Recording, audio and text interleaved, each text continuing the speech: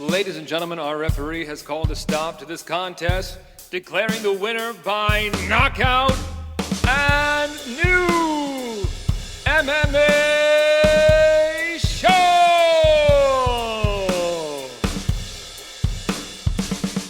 Greetings, ladies and gentlemen, and welcome to another exciting round of and new MMA show. I am your host, Michael Hansen, and I do all kinds of powerful things with microphones because I am a ring announcer and MMA cage announcer, and I am joined this week for and new MMA show by my two friends who always bring it on the microphones and bring MMA punditry to new heights. Introducing first, from New York, Mark Priaulx. What's up, buddy? What's up, boys? Forgot a hat today, so the spotlight of this office is back on me, so I'm extra white and pasty. Real quick before we get started, to everyone in the MMA world, if you are one of these people who would not stop talking about how Justin Gaethje was going to break my guy, Charles Oliveira, I will now give you a moment to bow down to Charles and acknowledge him before we start the show. Thank you. Mike, you may go ahead. Okay. And introducing from Florida, the Sunshine State, the Nicaraguan nightmare, Omar Artola. What's up, my friend? What is going on? I guess to play off of that a little bit, for everybody who said Justin Gaethje quit in that fight, go take a jiu-jitsu class and then get back to us. Thank you. Yeah, go get strangled and then get back to us. Yeah. Yes, We're going to talk about that and much more, gentlemen. We have a lot to get through this episode, so let's plow on through this rundown. We're going to start, as we always do, with our first segment on the marquee. We're going to talk about other fights from this past weekend's pay-per-view, UFC 274. We're going to throw a bunch of the fights into our lightning round. We're also going to recap some Bellator fights from last weekend. We're going to find out who has risen and who has fallen in our very own ranking system. That's right, if you're joining us for the first time, we do keep our own rankings system, so stay tuned for later in the episode and find out who rose and who fell in our own rankings. We're going to find out what's going on outside of the cage or cages with our segment Inside the MMA Sphere, in which Omar updates us on the headlines.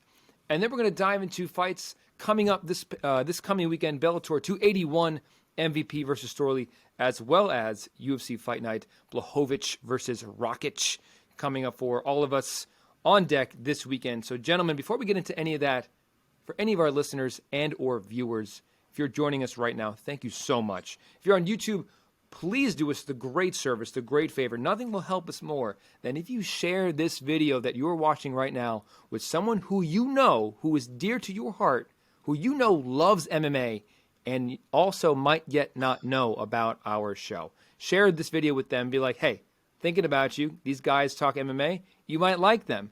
Check it out. Boom. Growth.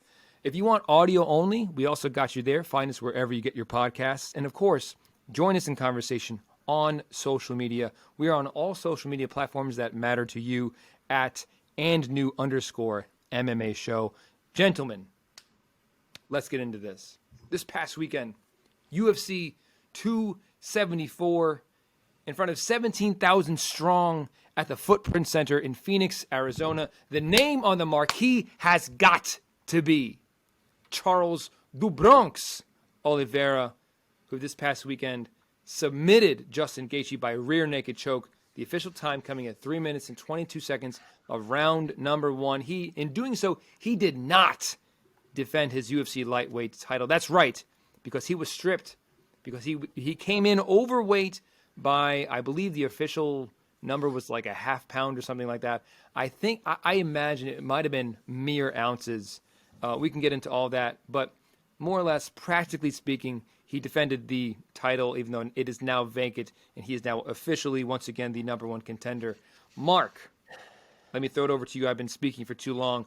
What was your assessment? Your love and your adoration for Charles "The Bronx" has been well documented on this show.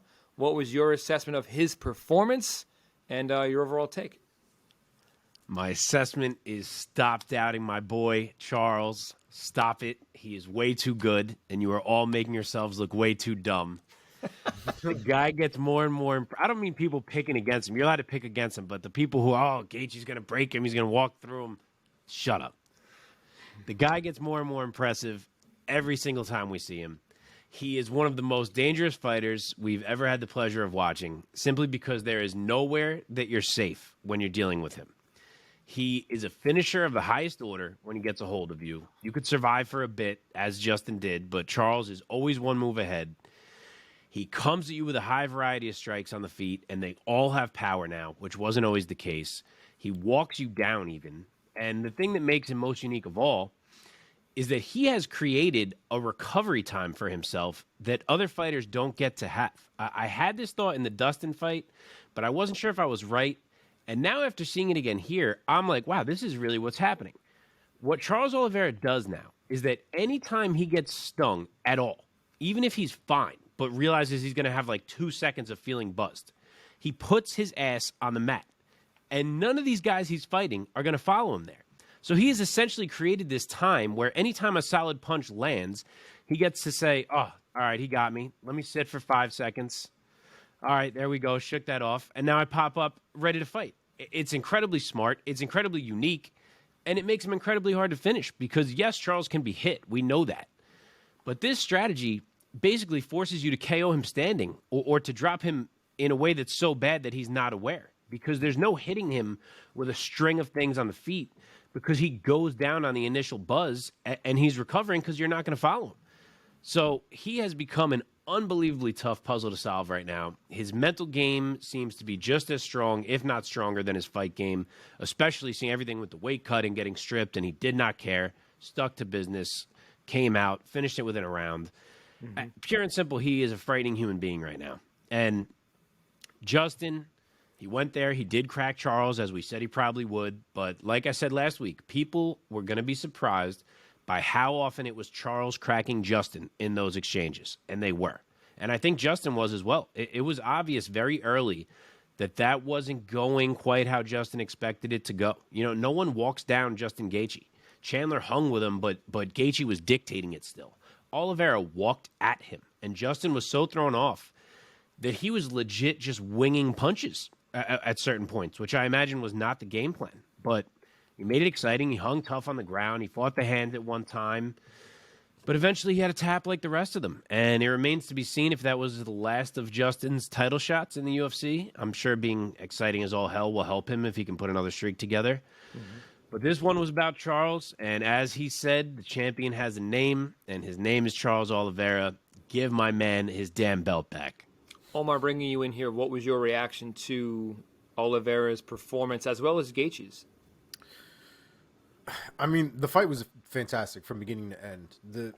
I think the one thing that I noticed was a lot like the Khabib fight, where Gaethje was also kind of on his back foot, also worried about certain elements of that fight that might not go his way. And I think that's where Gaethje falters. When Gaethje when Gaethje knows he's just as good or better than somebody, there's a confidence that he fights with where he's able to go forward without worrying about what's going to happen because he can take care of it. With people like Khabib and people like Oliveira, who are essentially specialists in what they do on the ground, Gaethje, I think, in his mind, as much as he's trained, as much as he knows he can't hang down there with those two guys. And I think both of those fights, you can see very similar attitudes towards the fight once it got going, where Gaethje had a game plan. Gaethje knew what he needed to do on the feet, but the reality is the entire time he's trying to do what he needs to do on the feet, there's a part of him that is concerned always about either the takedown or the possibility of the fight going to the ground. On top of that, in this specific fight, you also have a guy in Oliveira who has improved his striking leaps and bounds from what it was years ago, who has been able to string together a style that works for him because, to Mark's point, no one's trying to get him to the ground. So he'll pressure you all day because what are you going to do? Take him down? Because that is the defense for somebody coming at you nonstop during an entire fight, is you change levels on one of their hooks or one of their whatever, and you take them down, or at least you try to force a takedown. Oliveira will walk you down and then pull guard on you because he can. Like, it's a completely different puzzle to solve, and Gaethje, I think, from jump was just not comfortable in there with what it actually felt like. You can game plan, you can do all these different things. Charles Oliveira is not a guy that you can properly prepare for because there aren't guys like Charles Oliveira out there. So it's one thing to train as much as you can. I mean, just as an example, and not to really get too far off track, but just look at like the Imanari rolls that like Kamaru Usman was throwing when he was training with Chandler to get prepared for Tony Ferguson. Just in that realm, you can't prepare for Tony Ferguson in that respect, right? Tony Ferguson is an enigma. He's a challenge. He's one of a kind. And Oliveira has a lot of those same attributes when it comes to uniqueness because of the way he's been able to evolve his game over time. It was fantastic to see, and he really presents a real problem right now, the 155-pound division. And I know everybody's talking about getting another crack at him, this, that, the other. I just don't see what anybody else at this point presents that's going to be different than what we've already seen attempt to take away from Oliveira. Mm-hmm. Yeah, Mark, I so agree with you. This since Saturday night, it has slowly dawned on me of what is actually going on in a Charles Oliveira fight. My initial reaction, which I shared with you guys in our text, was like, I can't believe this guy. Every fight, these past few fights, he keeps getting dropped in the first round, and then he comes back. And I'm like, oh, I think this is like kind of his either conscious or subconscious game plan, where once his bell gets rung, he lets himself kind of fall because he knows that he's going to recover because nobody's going to follow him. It's kind of fucking brilliant. I think it's a very conscious choice. Chandler truly dropped him, and he survived and recovered. But Poirier and Gaethje, I thought it with the Poirier ones, and I was like, is that what's happening? And as soon as I saw the Gaethje ones, especially the one where Charles starts to throw a kick after he gets cracked, and then he's like, you know what, I'm just going to sit down. Like, the kick is halfway thrown. Like, you could tell that it is a conscious choice. Yeah. As soon as he feels that little bit of buzz, he's like, hang on, let me sit for a minute. No one's going to come near me while I'm sitting, and then I'll pop back up when I'm ready to go. And it's fucking brilliant, like you said. Yeah, and I think it's sad that people... I think it's sad that I've seen people on the interwebs complain that Charles fights like a bitch and that he doesn't stand and trade with people. Yeah. Oh, dude, then go down there then, if he's such a bitch. I mean, the argument is just so... He knocked out Gaethje. Where's the argument there? There's no argument to be had there. He stood and traded with him, but the reality is, just like anybody, he got cracked. Gaethje decides to stand on his feet and turkey leg his way back to victory. Oliveira's like, I don't have time for that. I'm going to chill on the ground for my 30 seconds. If you want to come in and try to ground and pound me, do your worst. If not, I'll be up in a second, and then I'll knock your ass out up from there. There is a certain contingent of MMA fans who, for some strange reason, even though they're MMA fans, hate ground fighting. And they're like, they think it's less than manly to grapple. Every time I hear this, I'm like, kickboxing is a sport, right? Like, go watch that if that's all you want to see. Boxing, go be a boxing fan. Yeah. I mean, it's also like sort of, I feel like McGregor has kind of like added fuel to the fire of that contingent of like Khabib. He's a leg hugger. It's like, dude, come on, man. And we should point out there's a difference. There's the Ryan Bader kind of grappling, and then there's the Khabib kind of grappling. You know what I mean? Like there are different levels of entertainment to grappling for sure, but and Charles grappling is hunting for the kill every single second that he's on you. Charles has never put on any kind of boring grappling in his entire career before or after he got rid of whatever quit he had in him way back in the day. His grappling has always been top tier. Right. Yeah. Right. He's not grappling per se. He's just hunting for submissions. Just winning. Correct. It's like we lost Damian Maia and got Charles Oliveira. Like that's just kind of where it's at. Yeah. Let's talk about where these two lightweights go from here. Let's start with the winner, Charles Oliveira. It's not necessarily where he goes from here per se, but who's going to challenge for the belt next, who he might be calling out, who he's not calling out. Mark, let me start with you. Put on that matchmaker hat. If you had your druthers and if you had that job, who would you want to be matching up Charles do Bronx with next? So there's been a million names mentioned by him, by media, by fighters themselves campaigning, saying it should be me. First thing I'll say is that it better not be Poirier or Chandler. and I'm sure it won't be, but you're hearing those names, and those fights were way too recent. He just beat both of them. Poirier hasn't even fought again since he lost. Like, no one wants either of those guys. Let them get something else going on before they get another title shot. Additionally, while I understand, obviously, Charles would like it to be Conor because of the payday, I don't want to see that either. We have to keep some integrity of the sport, in my opinion, and Conor should not be fighting for a title right now. At least let the man get one win before we do that. So to me, that leaves too many hasn't fought yet, and it's Islam Makhachev and Beneil Dariush. Charles is talking as if he wants them to fight each other to determine it, which I know was also Dana's stance as of a couple months ago. I'm not sure what the status is of Beneil's injury. I'm not sure if it's maybe taking longer than people thought. So it's going to be possibly Islam straight away, or if there's a way to make that fight first, then make that fight first and give Charles the winner. But I think that is the direction they have to go, and I hope it is the direction that we end up taking here because – honestly, it's the only one that makes logical, deserving sense. Omar, what about you? Yeah, I mean, I would have to agree. Like, just kind of like what Mark said, Oliveira's kind of been planning things out, it seems, on his own. He's talking about wanting to fight in December and having Makhachev and Dariush fight it out before then. And then, have something, I'm assuming, at the end of the year, probably that either end of the year pay-per-view or something along those lines. So I'm kind of okay with that. Right now, the top of the lightweight division, when it comes specifically to Charles Oliveira, Oliveira's been doing work. I mean, he's been wrecking everybody. These fights aren't even close enough where you can be like, yeah, we need to run that one back. It's like, holy shit. I don't even know what we do with this kid at this point. No one seems like they're going to be able to beat him. The Conor fight too, even if it was a good idea, it's a terrible matchup. That might be one of the worst matchups in the lightweight division right now, apart from Islam. Yep. For Conor. I hate every bit of that fight.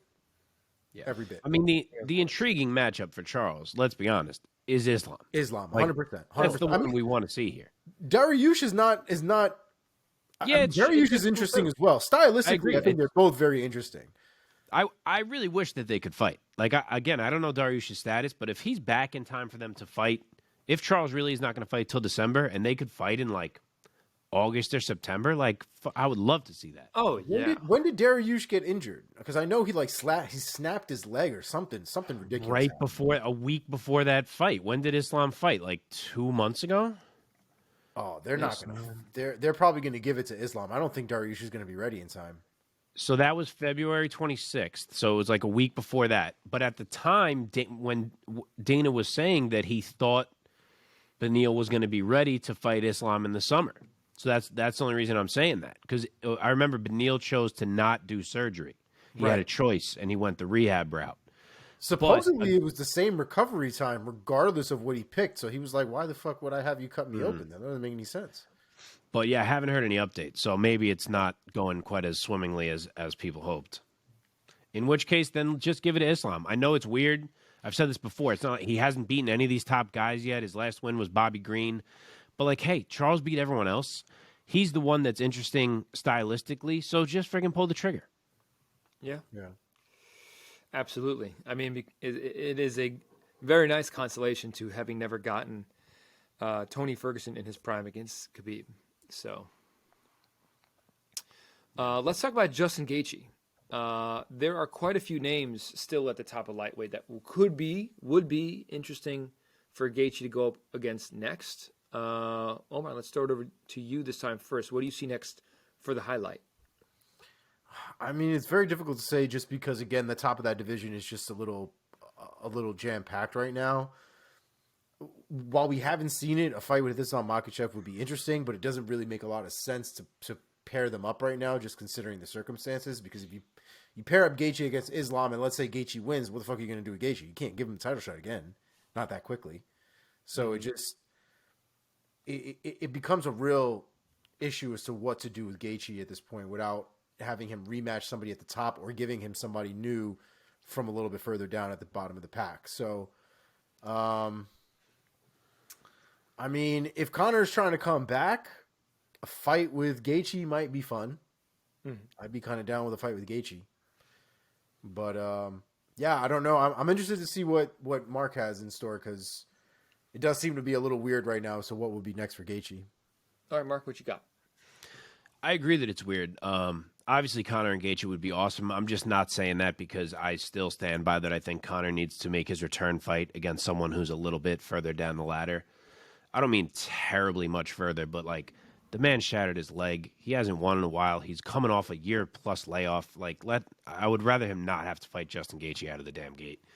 But yeah, as for Justin, if Islam is going to get the title shot straight away because Beneil's not ready, then I wouldn't hate seeing Gaethje and Beneil get in there together once Beneil is ready. But if not, I kind of think Justin should be the guy who welcomes one of Gregor Gillespie or Rafael Fiziev or someone like that to the top. Obviously, Fiziev would have to beat RDA first for it to be him.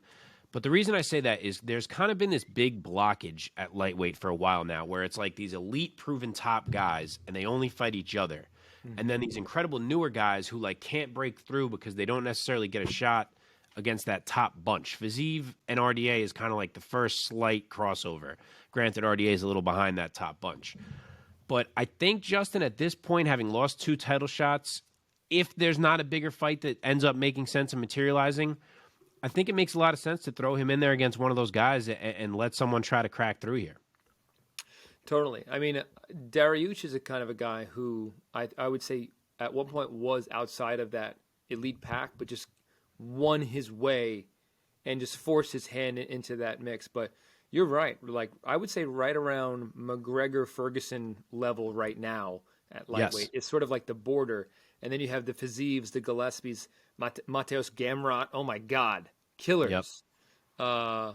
Yeah, lots of guys. Sarukian, there's a lot of guys right there. Oh, yeah, man. Absolutely. Oh, Sarukian's so good. A lot of killers lining up, man. A lot of killers. It's a weird time, too, because it's like the Poiriers, the McGregors are like once they've gotten to the top of lightweight, it's almost like they're looking for an exit.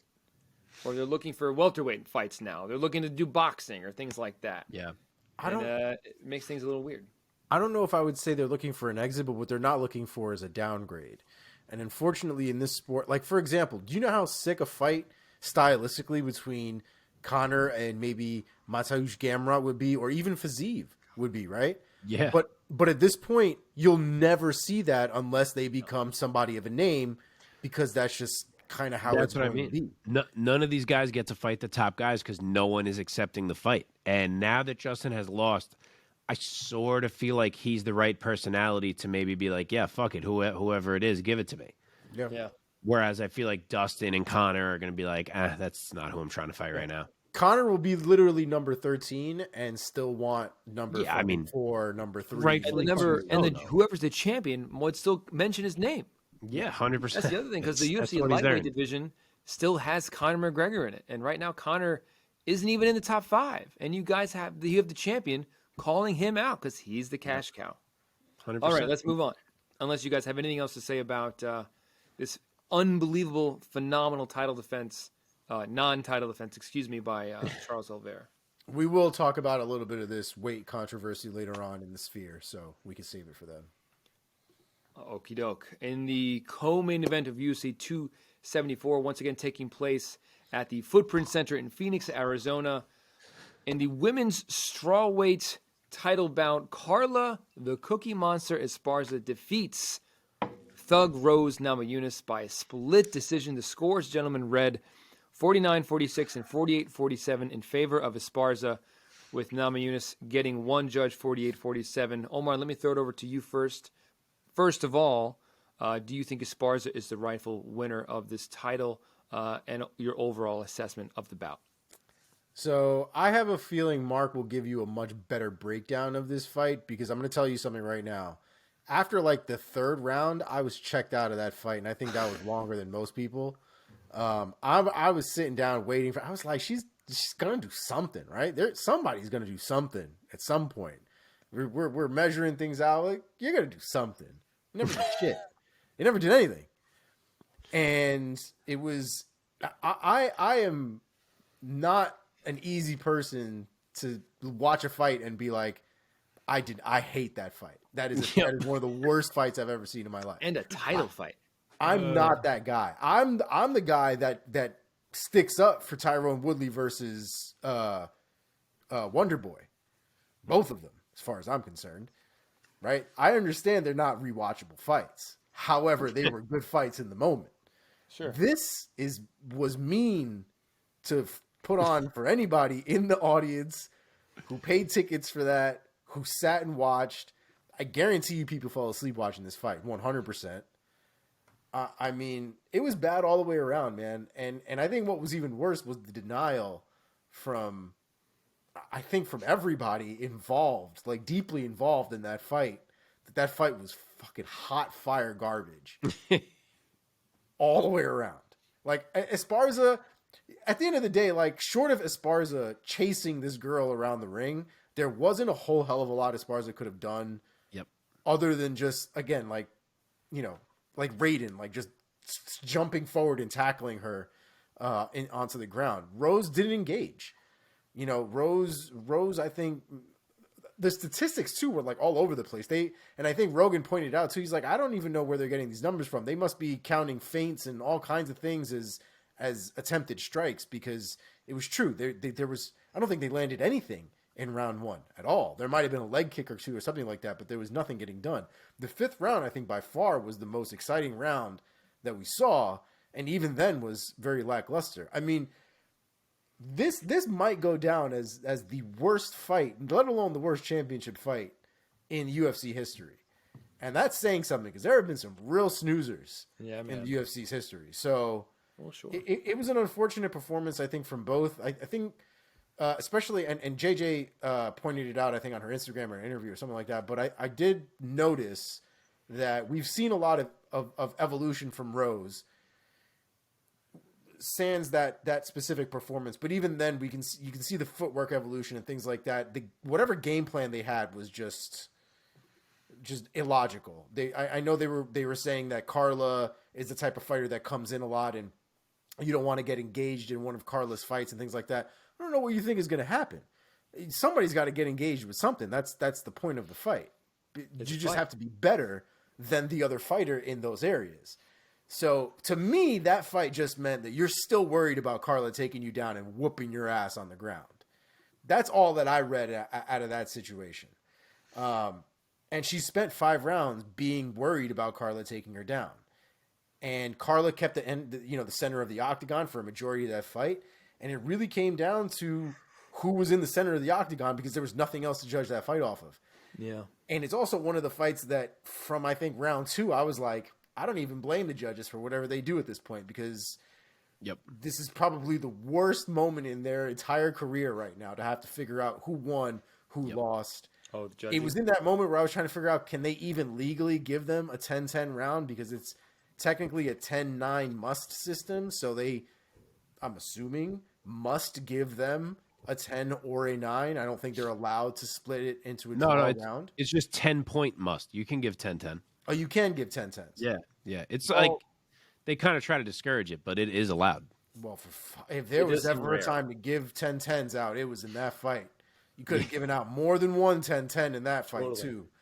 But it was disappointing. Mark watched it twice for you people. So fucking he didn't watch it twice for himself. No, God. Listen up and enjoy that, because that's dedication right there. I did not watch that. No, sir. Omar refused. He'd rather chill and go for it, Mark. I'm not even going to give like the round breakdown that I normally do on rewatches, because I did watch it twice, but it sucked just as fucking much the second time. But on the topic of giving Charles his belt back, I would like for that to happen and for this belt to be made vacant instead. That was the worst title fight of all time. Neither of these girls fought in a way that feels like it's deserving to be a champion. That just sucked. And before anyone jumps all over me for saying no one should be champion, I get it. It's high-level MMA. Sometimes styles clash and we get boring fights, and that's all well and good. But to go 25 entire minutes in a fight where they both knew nothing is happening, and neither girl even tries to remotely push the envelope, is a joke. I scored it a draw on the rewatch for what it's worth. I thought round 1 was the definition of a 10-10. They both landed 2 strikes. How the fuck am I supposed to say someone won 10-9? It was 2 strikes each, 10-10. I scored the next 2 for Carla. I scored the last 2 for Rose. Draw. What I'd like to do is score the fight 0-0 because none of them deserved any of the goddamn rounds. And before I forget to say it, this has always been one of my most hated points in MMA, and it's being brought up again a little bit in this one. There is no, to become the champion, you got to do enough to take the belt from the champion. This is not a thing. As soon as that bell rings, the belt should be considered vacant, and both fighters are trying to win it. There's no such thing as, oh, the challenger has to do more to justify taking it from the champion. And I've heard that take in regard to Rose, like, oh, yeah, that fight sucked, but she should have just kept the belt then. Like, no, that's not how this works. There's zero reason to score the fight for one person or another other than what happens in those 25 minutes. It has nothing to do with anything prior to that bell ringing. So the fight had nothing from either girl. It had to be scored for someone, and 2 out of the 3 judges scored it for Carla. They probably pulled a goddamn name out of a hat.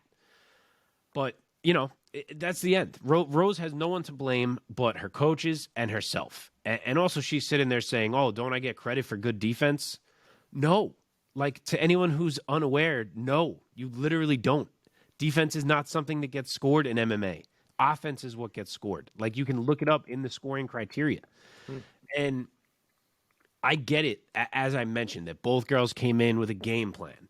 And the game plans ended up clashing in a way that caused tremendous inactivity, and that neither one wanted to waver off this game plan that they've worked on all camp. But that's not a justification for a shit fight. That's actually a knock on both girls. Like, it's your job to waver. It's your job to figure something else out in there when nothing is working. It's your job to find in-cage, in-fight adjustments and to put yourself slightly at risk if you need to increase your chances of finding success. And neither girl did that. Neither team did that. And Omar said this. It's even more frustrating for me when it comes to Rose because she can do so much more in there. With Carla, it's like, well, if I can't find a way to get inside for takedowns, what else can I really do besides try to bounce around out here? Whereas Rose has about 10 different avenues she can take with her skill set. So for Rose and Rose's coaches to have as many on-paper options as they have, yet still watch that fight and just say, yep, keep it up, good going, is inexplicable. And one further point that I wanted to make, I'm glad I remember this, is that has there ever been a better case for open scoring than that fight? How much better would rounds like 4 and 5 have been if Rose is like, fuck, I'm down on these cards right now? Yeah. Like, the whole fight changes. So that's a great example of why open scoring would be great. But no matter how you slice it, that was shit. That was wildly disappointing. And it honestly doesn't feel like to me that either of those girls is even the champion right now. It really doesn't. Yeah, man.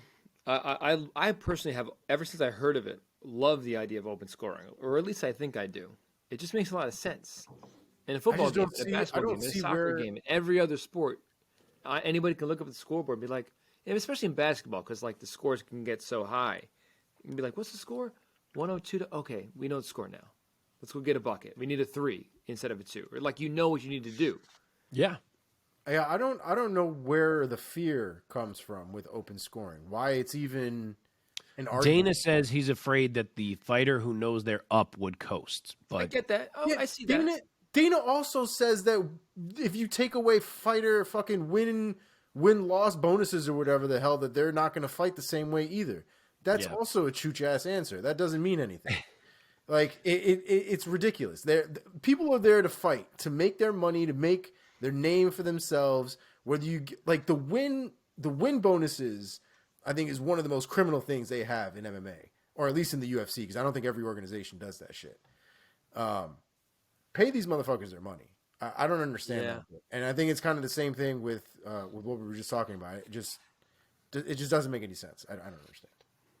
I mean, I could see how if it's a 3-round fight or whatever it might be, and I look up at the scoreboard and I see that all 3 judges have me winning the first 2 rounds, I could see many fighters being like, I'm winning. Like, I'm not putting my neck out there in the 3rd round.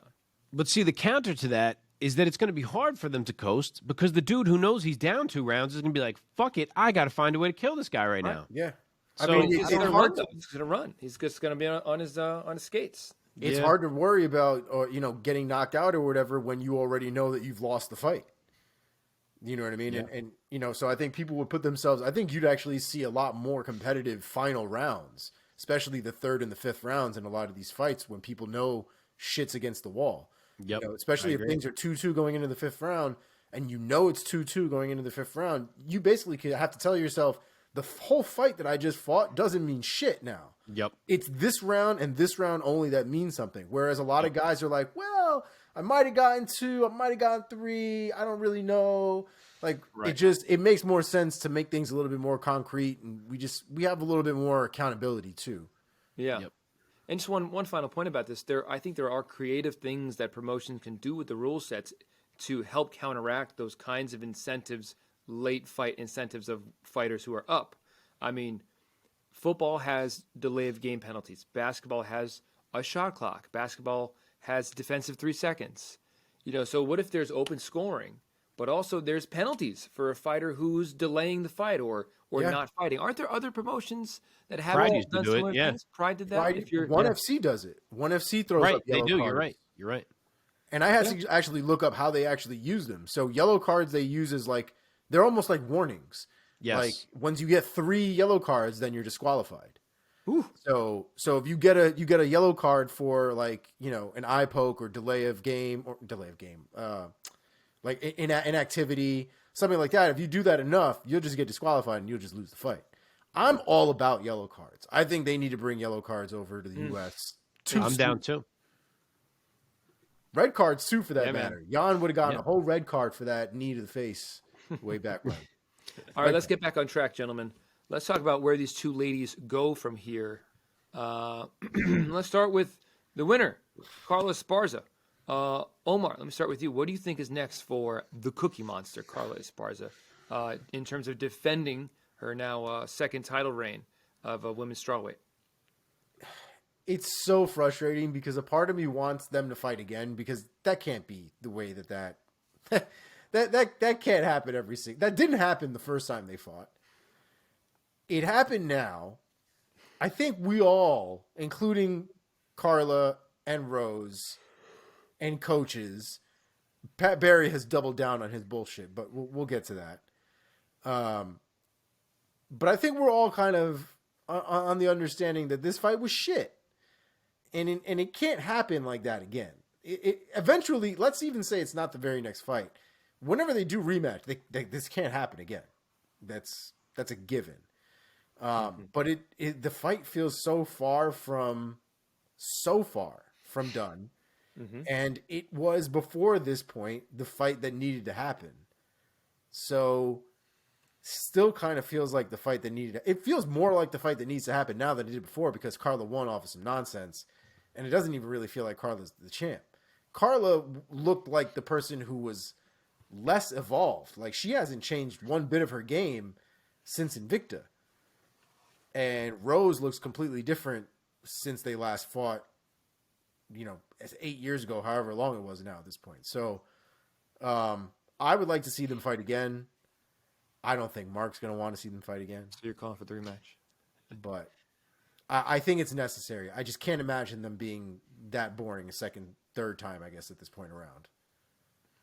Okay, Mark, bringing you in here, putting the matchmaker hat back on. In terms of Esparza, what do you see next for her second title reign's first defense?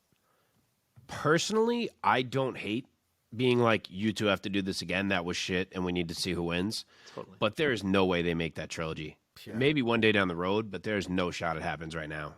For Carla, I'd have to imagine it is going to be the winner of Joanna and Weili 2, and that they're going to get an immediate shot at Carla, and honestly probably be the favorite, especially coming off of that performance from Carla. Yeah, dude, I think if Joanna fights Carla again, like I said, Carla doesn't look like anything has changed in her game in the last however many years at this point. Yeah. And Joanna whooped her ass the first time, and that was before Joanna knew how to really stop people from taking her down. Yep. And now Joanna's been at ATT for 5+ years. So that girl's been working with wrestlers nonstop. I think she murks, absolutely destroys Carla Esparza. So yeah, I think they both will. Yeah. Tough thing for looking at the rankings now. Tough thing for Namajunas. Quite a few of the girls at the top of strawweight, she has already fought twice, each of them. She's fought Weili twice, she's fought Esparza twice, she's fought Andrade twice. So there are fewer options for Namajunas. All right. Unless you guys want to throw out any names for Thug Rose in terms of her next opponent. Yeah, I think you could definitely do the trilogy with Andrade, considering it's 1-1 and it was, dramatic moments in that rivalry so far. Or she could just fight Marina Rodriguez, who's right there. Love that fight. Granted, I was saying last week, and it still wouldn't shock me if the booking is Andrade against Rodriguez, Right. which, in which case is going to leave Rose waiting. Maybe she would get the winner of it if that's what gets booked. But I think either of them work. But honestly, between Carla, Rose, Weili, Joanna, Marina, Andrade, and even like Ribas and Dern, I would throw in there. That division suddenly feels crazy wide open, and it really didn't like a week ago. I feel like all of a sudden there's like a million girls who could be champ by the time this year ends in my head. I honestly wish the UFC did tournaments because that would work really well here. Just be like, hey, listen, you both suck, so no one gets this belt. We're doing a big ass tournament, but of course we won't get that. Yeah. All right, boys, let's move on now to going right back into the lightweight division. Oh, my goodness. One of the more serious knockouts we've seen in quite some time. Michael Chandler defeats Tony Ferguson by knockout via front kick right up the middle. The official time coming at 17 seconds into the second round. Mark, let me start with you. Give us your assessment first of the first round and then of the finish and your impressions of both of these gentlemen overall.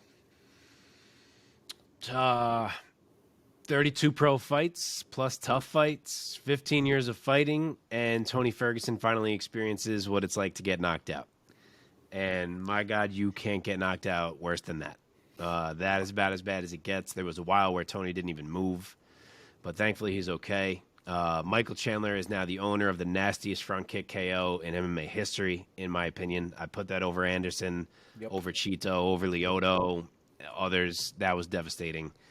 And what a win for Michael Chandler, man. And as for the first round, he got tested early. Michael Chandler's chin can be found. We know this. Even back in Bellator, we knew this. He's hittable, he's hurtable, but he's a dog, and he's really, really hard to put away. But he had to scrap in round one. Even after he got the takedown and he was on top, Tony was piecing him up with elbows from the bottom. I mean, it looked like vintage Tony in there, to be honest. Yeah. And Tony somehow didn't even look as slow as he has in other fights recently. Like, he was hanging with Chandler every step of the way, and he looked like he was loving it. You started to get that feeling of, like, that old Tony feeling, like, shit, are we seeing this? Like, is he really going to drown Chandler in some pressure here as this fight goes on? And then they come out for round two, and boom, so much for that thought. Tony gets folded like a lawn chair. Michael Chandler's doing a backflip routine around the cage. So, really a tough pill to swallow for Tony. I know it's 4 losses in a row, but he really did not look bad there until the finish. And a huge, huge win for Michael Chandler, and frankly the UFC, because Chandler is very marketable, and they could not afford for him to go 1-3 in the cage. So that was big for them. And that man can cut a promo, too. Good God. I think he must have practiced that one in the mirror a couple dozen times, but he nailed it. Yeah, man. Whenever Chandler decides to hang it up, I think he has a long career ahead of him in either commentary or something like that. Because he's a charismatic guy. He's great on camera. He's great on a mic. But he's also great in the cage. And now is the owner of a second career highlight in the UFC, his second knockout. And probably his best, maybe of his whole career. Omar, let's bring you in here. What were your impressions of the finish and of the fight overall? Yeah, it was heartbreaking because Tony he did look good, man. He looked good for the entirety of that fight up until he got caught. And I kept looking back at that finish, and it seemed to me like he was either trying to catch a kick or trying to catch and then counter off of a kick, and he just missed completely. He misread the kick totally, and he borderline ran into that kick too with his whole face. It was scary. It was really, really bad. It's weird for me because because of the way he looked, like I'm not really ready to call it retirement, but this is again one of those moments where these guys start to take the most damage in their career in now the shortest amount of time. Mm-hmm. And we've seen that with a few other guys that I just don't know how much healthier it is for these guys to continue fighting at this point. But I do want to see Tony Ferguson fight again. He was still entertaining to watch. But Michael Chandler, man, a very much needed win, I think, as far as he's concerned. They've had a lot of high expectations for Michael Chandler, and with a lot of good fights for sure, he just hasn't had a lot of the wins to go along with it. So it was nice to see him pick at least this one up, along with the highlight that's definitely the best front kick, period. I mean, it did the most damage. I mean, even Anderson's against Vitor Needed follow-up. It hurt Vitor, but Anderson had to follow up with some punches to finish the fight. This knocked Tony out cold, man. I was scared. Even Cheetos needed some follow-up, although not that much. And even Lyoto's, like, it launched Randy Couture, but he still needed a couple more to put him out. So this one had Tony out for an entire round, basically. I mean, it was probably over 5 minutes that Tony Ferguson was just cold on the floor. Yeah. It was concerning. It really was. And you could see when he got up, there's like one thing that almost every fighter that's been in that situation kind of says recurringly, which is, what happened. And it seems to be like a consistent story with guys who don't remember getting knocked out, but who are told this from the people that they were with, where they'll be in the back, whatever is happening, and they'll ask the guy like, "Yo, what's going on? What happened?" And he's like, "You got knocked out, bud. Like, we're getting ready to go to the hospital." He's like, "Oh, all right." A few minutes go by, 10 minutes, 15, whatever. "Yo, what happened? What's going on?" And like that'll go on for a while because of the concussion and stuff that they have. Yeah, they keep forgetting. If you go back and you watch the aftermath of that, there's this glazed ass look that Tony has over his eyes. Chuck Liddell was trying to talk to him after the fight and stuff like that. Tony didn't even look like he knew what the fuck was going on. Didn't even look like he knew that he was walking. Just one of the most like pure instinct looks I've ever seen in my life. So it was glad, side note, he is good. They did do CT scans on him for any kind of permanent brain injuries or anything like that, and he seems to be in the clear. I know he's like posted images of him at home and training and stuff like that again, so he seems to be fine and in good spirits, but by far one of the worst knockouts I think we've ever seen. Yeah, man. Omar, staying with you, put that matchmaker hat back on. At lightweight, one of the most, if not the most stacked division in the promotion. Tony Ferguson is ranked, I would say, somewhere in high top 10, or maybe now a little bit outside of the top 10, depending on where you have him. Mark, I would love to know where you have him at this point in the Priaulx rankings. What do you do with Tony next, Omar? I have him 8 in the Priaulx rankings. I mean, 8 counting Oliveira as the champion. If we're counting Oliveira as 1, then I have Tony 9. If you know what I mean. Of course. So... you asked Omar? I thought you asked me. My fault. So I know we've been throwing this man's name out like a hooker, but hear me out. Conor McGregor. Let's go. I think it might be the right one for him because Tony is right where McGregor is in the rankings, or should be in the rankings, give or take, right? And they're coming off of losses, especially both of them coming off of bad losses. One shattered his leg, one got like knocked out into another dimension.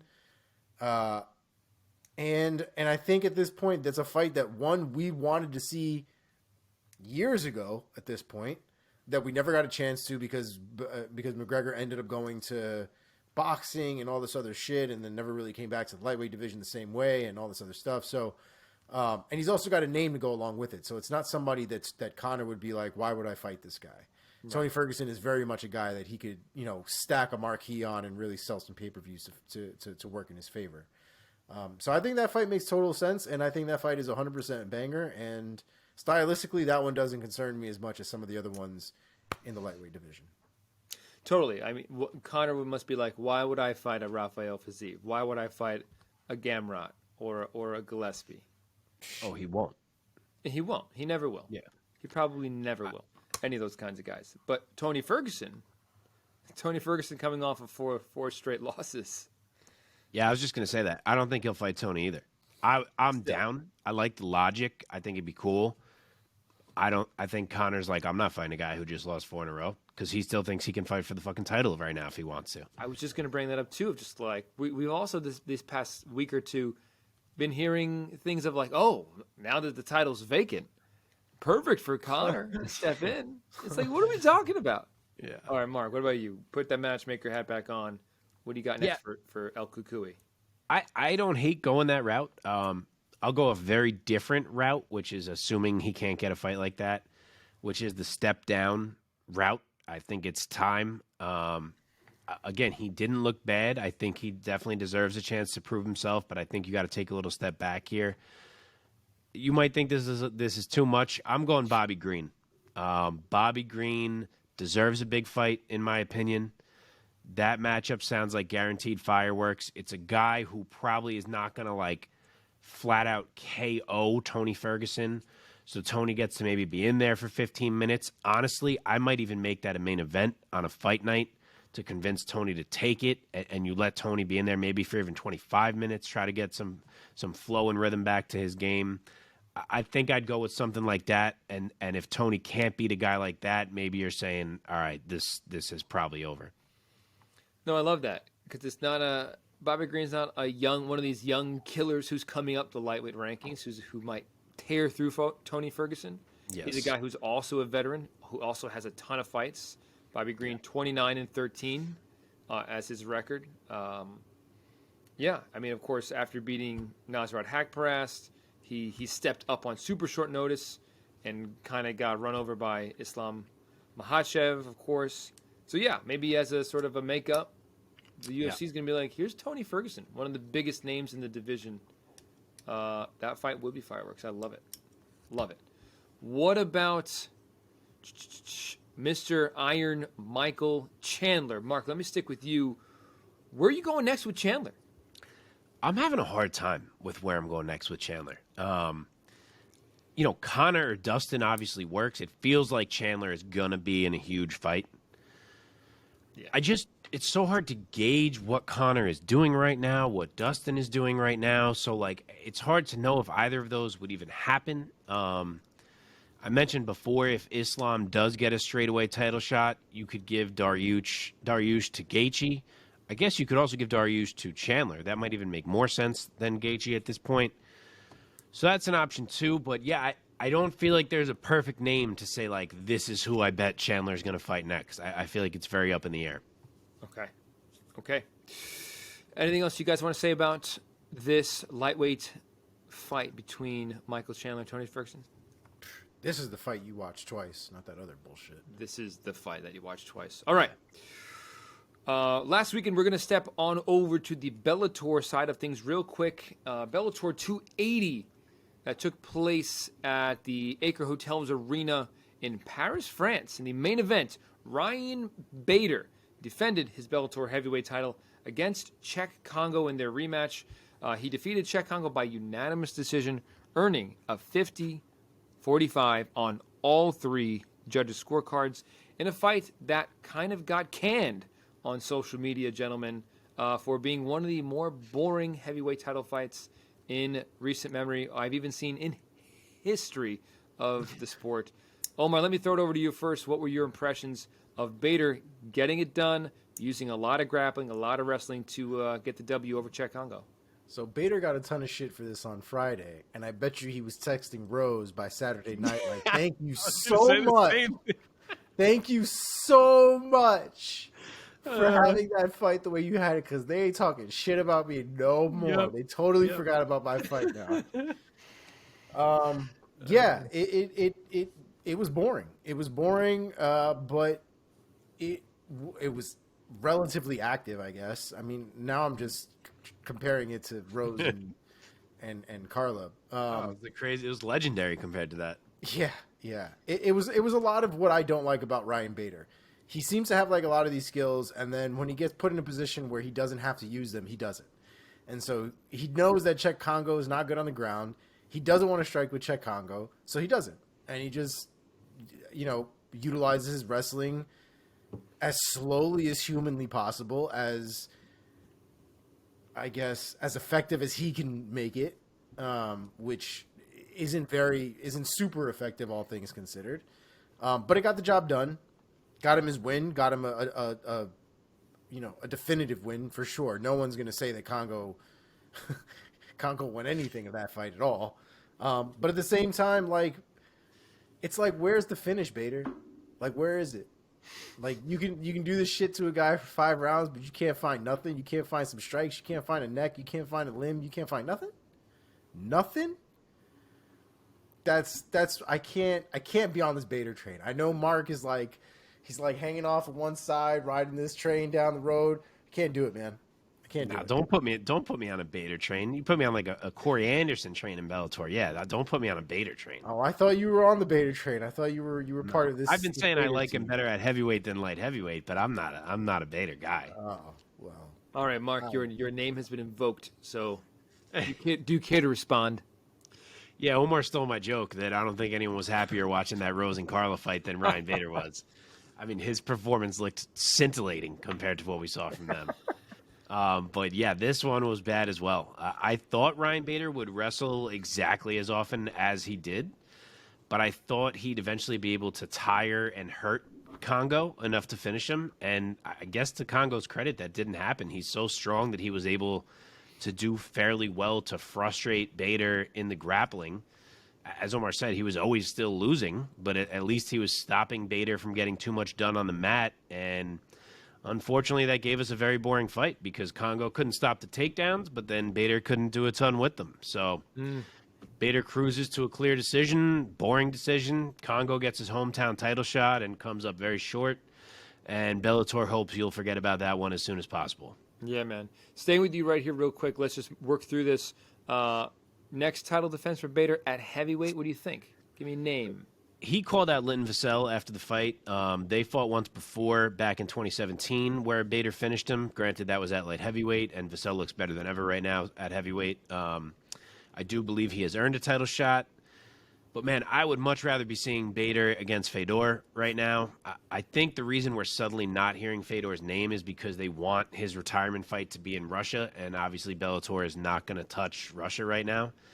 So I think, unfortunately, Fedor is just on ice for the time being, which sucks because he's only getting older. But if I am right about that he's not in the mix right now, then sure, sign me up for Bader against Linton Vassell. Omar, you have anything to add to that? If Fedor can't be a little flexible with where his next fight's going to be, other than the middle of war-ass Russia, I mean, that's kind of a dick move, all things considered. It's not like there's no reason why we're not in Russia right now. But I mean, I just mean.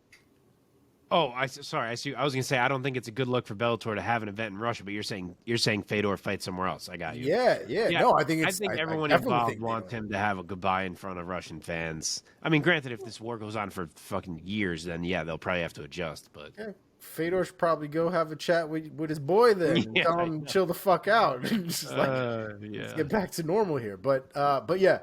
Vassell, I think, would definitely be the way to go. I was also thinking about Fedor as well, but if he's going to make it that complicated, then let Vassell have his moment. Yeah. Okay, let's move on. Cool? Yes. Okay. About between Melvin Manhoef and Yoel Romero was scheduled to be the co-main event of this Bellator 280 card. However, back in March, Melvin Manhoef stopped some intruders, I believe, or burglars, something like that. Sustained some kind of injury in the course of that, and was forced to pull out of this fight against Yoel Romero. I can imagine that if you have a fight against Yoel Romero, you might want to be in tip-top shape. So Manhoef withdrew. I see. It's I believe it was a hand injury. That's right, a hand injury. Yeah, he punched when he got out of his car after chasing down the muggers, or not the muggers, the burglars. After chasing the burglars, The Hamburglar. He punched the glass of their car to pull them out because they wouldn't get out of the car. For him. Right. So he was replaced So funny. by Alex Polizzi. Mark, let me throw it over to you first. Yoel Romero gets it done by TKO.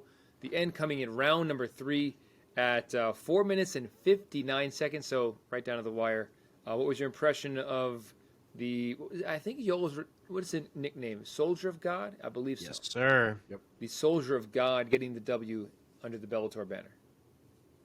That was Yoel Romero. Like, that was the Yoel Romero, the soldier of God. The guy who beat Luke Rockhold, the guy who went to war with Robert Whittaker twice and beat him once. That was him. That was the Yoel who moves in ways and does things that make you literally say, like, what the hell? Why is this man so gifted? He looked like he could do anything he wanted in that fight. Alex Polizzi had zero, and I mean zero chance of taking him down. It was pathetic. And Polizzi's a wrestler, which really makes me realize how damn good of a wrestler Phil Davis is. But Polizzi was a sitting duck on the feet. Romero was almost toying with him at times. At one point, he dropped him and stood there with his hand in the air while he just watched Polizzi pathetically struggle to get back to his feet. It absolutely looked like Yoel could have finished that at any time he wanted. And when asked about it afterward, he actually said he kept it going to prove a point to people. But eventually, with 1 second to spare, Yoel decides to finish him off. And, man, you can't get me much more excited in MMA than giving me a vintage Yoel Romero performance like that. That was awesome. Omar, what was your take of Yoel getting it done by TKO? I mean, that's the Romero that we've paid for and didn't get in the past. That's the Romero that we all know can show up that doesn't always show up. So it was nice to see Romero at like his almost like his peak ability to a certain extent, being so dominant, so active, so forward pressure, so accurate too with his strikes, and just so devastating at the end of the day. Like, he beat the shit out of that kid. And it's just not something that we've seen consistently from him over this like latter half of his career. And I don't really know why, because he has all of the talent in the world, and he showed it this last weekend. So I'm hoping at this point there's some consistency moving forward with his performances and how he approaches his fights. But yeah, it was a fantastic win from Yoel Romero. Definitely one to watch over and over again. Great performance. Mark, any names at light heavyweight at Bellator that you would want to see Yoel go up against next? So they've actually said they're going to rebook him against Melvin Manhoff. I'm not entirely sure why. It feels like you could just go higher than that already with Yoel. I mean, Polizzi was already higher than Manhoff. But apparently both guys really want to fight each other. It sounds like they have a lot of respect for each other's careers, and they're both interested in doing the fight. So I guess it's just something that we got to deal with. I would still love more than anything to see Yoel go down to 185 and fight Gegard. I'm going to say it every time his name comes up. I think that fight's amazing, especially after seeing him look the way he just looked. But I guess for now we are sticking at 205, and hopefully Yoel will not let us down, and he'll look just as good and beat Melvin Manhoff. Omar, do you think middleweight is the way for Romero to go?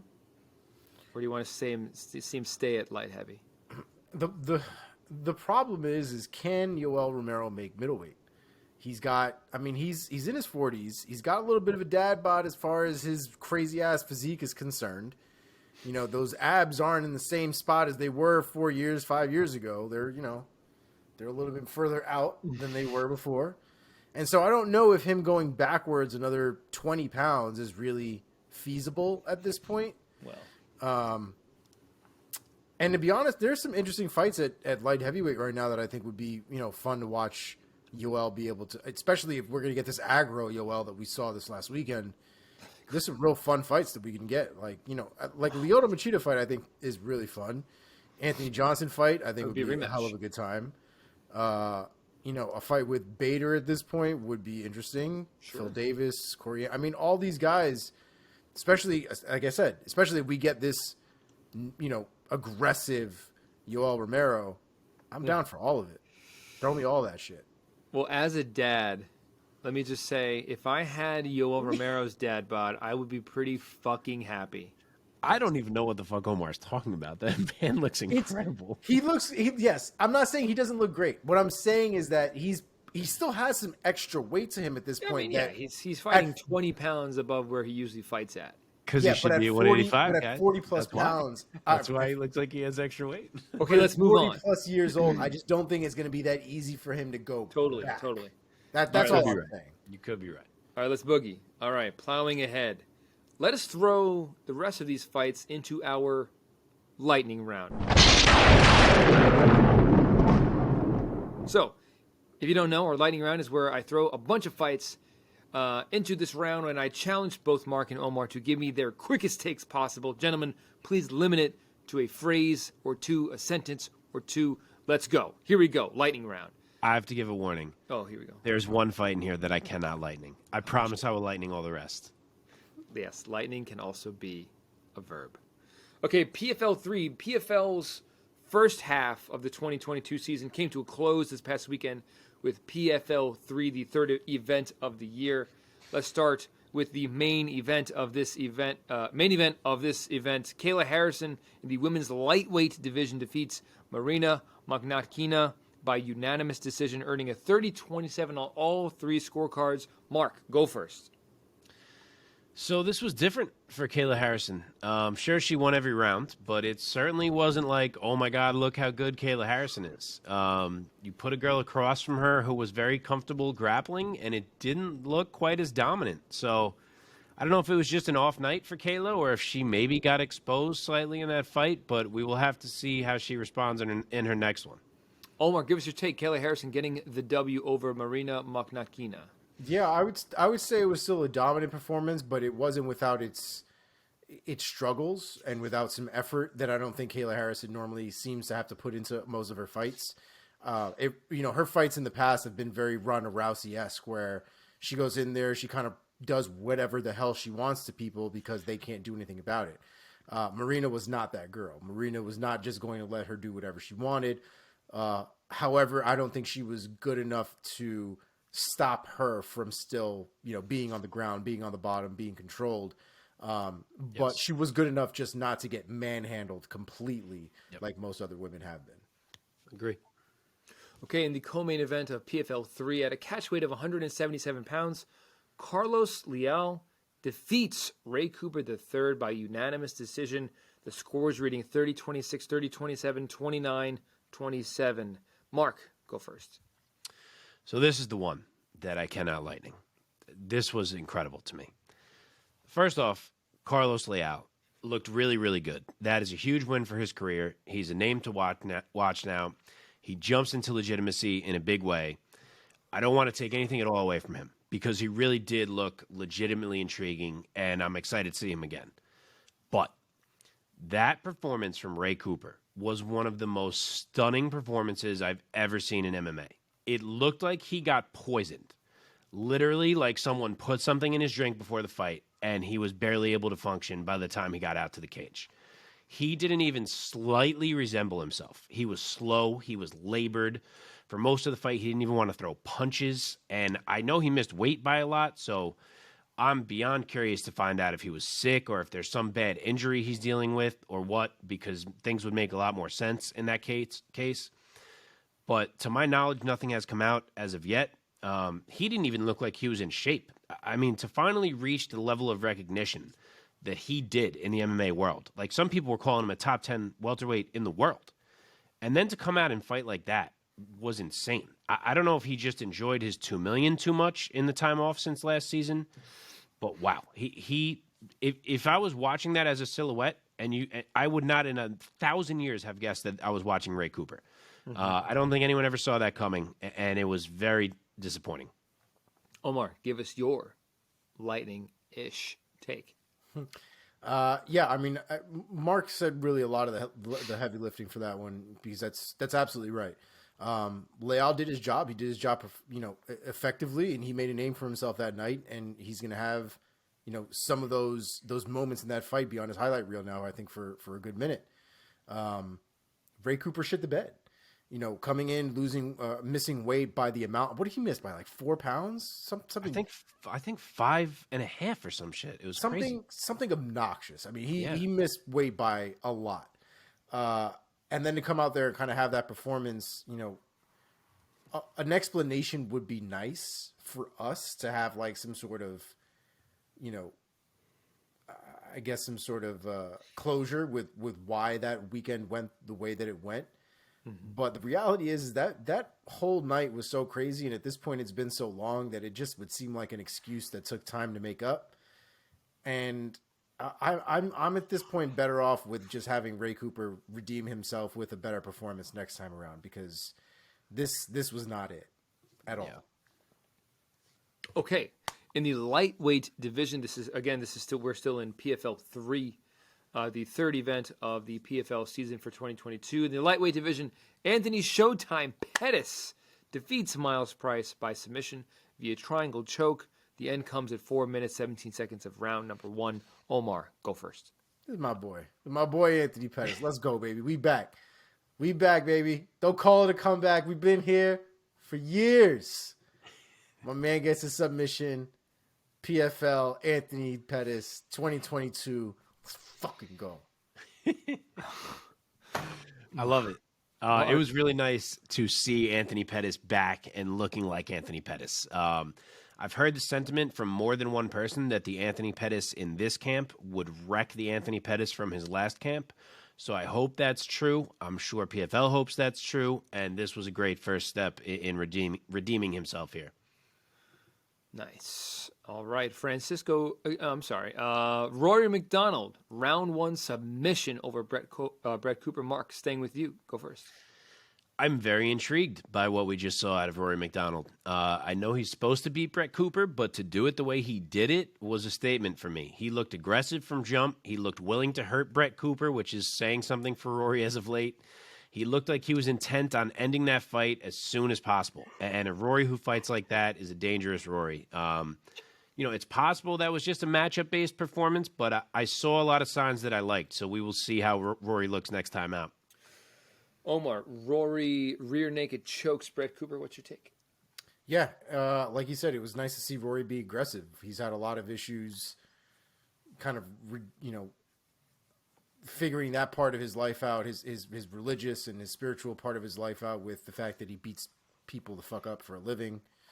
And it's been interfering, I guess, to some extent. So it was nice to see that he seems to ideally actually gotten around that, and not hopefully for just this one fight. But it was great. It was great to see him kind of have a performance that we all know and love that he can do. Because that's kind of how dominant he used to be in the UFC, early on in his career. And somewhere along the line, he kind of fell off and stuff like that. So it was good to see him back to something dominant like we expect from Rory. Okay, moving back over to the UFC side of things, back at UFC 274 this past weekend. In the light heavyweight division, Ovin St. Preux defeats Mauricio Shogun Rua by split decision, earning a 29-28 and 30-27. The other judge going 29-28 in favor of Shogun. Omar, take it first.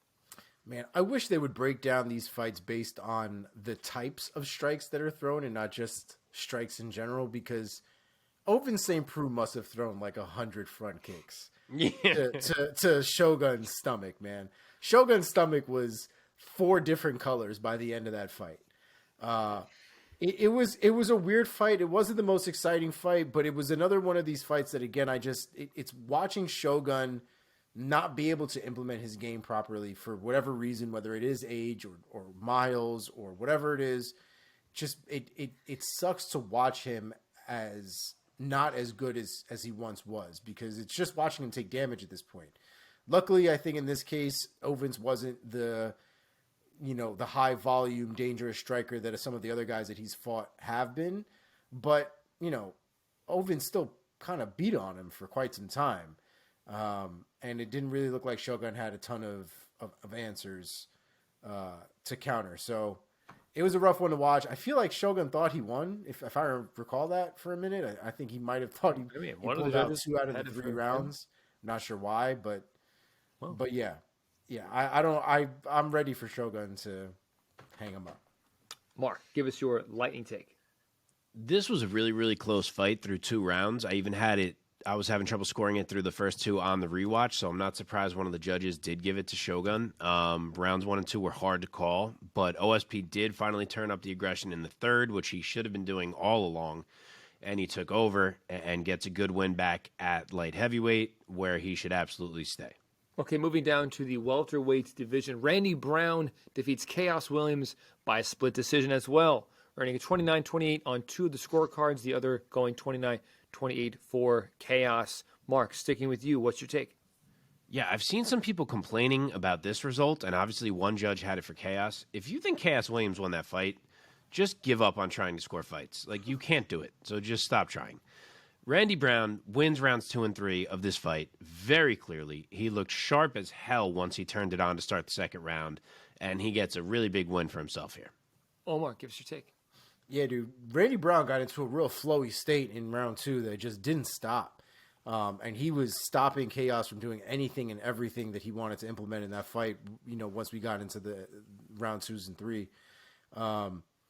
I love Randy Brown. I've been a huge fan of his since the Contender Series all the way through. He's definitely had his downs, and I think we talked about it last week that he's had his down moments, but the reality is that kid's potential is very, very high. I don't want to say limitless, but very, very high. And I think this past weekend shows kind of how much he's progressing, and I can only imagine he's going to get better. He has so much room to get better, and he's getting better each time he's in the cage. This fight, I thought, was not only a physically imposing fight for him. He was able to really use his length and his reach and his strength in general. But at the same time, it's another one of these fights where he proves himself that he can keep climbing up this ladder effectively and still look really, really good. So love the win from Randy Brown. Didn't care for the split personally, but I'm just glad the right person won the fight at the end of the day. Okay, moving on to the welterweight division. Francisco Trinaldo defeats Danny Roberts by unanimous decision. Omar, go first. Yeah, Francisco Trinaldo. I don't think I picked him last week. That pick did not age well. Francisco Trinaldo definitely did work in that fight. Was a lot more active. Was a lot more successful with his strikes. And Danny Roberts just couldn't pull it off, man. It really did not work out for him. So good win for Trinaldo. Mark, give us your take. This is typical of Danny Roberts, and it's exactly what I was talking about last week. He tends to be outpointing guys until he gets hurt, and he gets hurt way too easily and way too often. And as soon as he got hurt in round 2 of this one, the whole fight changed. Yes, he toughed it out, but he just can't seem to ever beat these better guys in the UFC. With all that said, great win for Trinaldo. And it's amazing that at 43, we are yet to see this guy slow down even a little bit. He looks like the same exact guy still. Okay, in the flyweight division, Brandon Royval defeats Matt Schnell by submission via guillotine choke in the very first round. Mark, go first. Schnell came out and tried to out Royval, and he honestly looked good for a little while. But that's a dangerous way to fight with Royval, and he paid for it. Royval locked up a nasty guillotine, gets the two-handed tap out of Schnell, and then kills it on the mic. So, yeah, big night for Brandon Royval. Always. Omar, give us your take for Royval getting it done by guillotine. There's one thing you don't do with Royval is get into crazy scrambles with Royval. I'm not even saying don't go to the ground with Royval. Just have a little bit of, tact going to the ground, because that crazy shit that went on there, that's Royval all day. That's where Royval lives, in those crazy scrambles. He took advantage of it. He got caught in a guillotine at one point. That didn't work out, and then Royval ended up guillotining him almost in a so counter. Fast. It was so good, so effective, and it goes to show you, right? It only takes half a second to screw up an entire fight. Yeah. So credit to Royval, man. I love the way that kid fights. Like I said before, it really seems like he's tightening up the areas that he needs to tighten up, and he's keeping loose the areas that he needs to keep loose. That combination is going to be a real problem for that division going forward. Nobody out Royval's Royval. Facts. Can't out raw dog the raw dog. That's right. Nobody raw dog's raw dog. Oh, my God. Okay, moving up into the heavyweight division.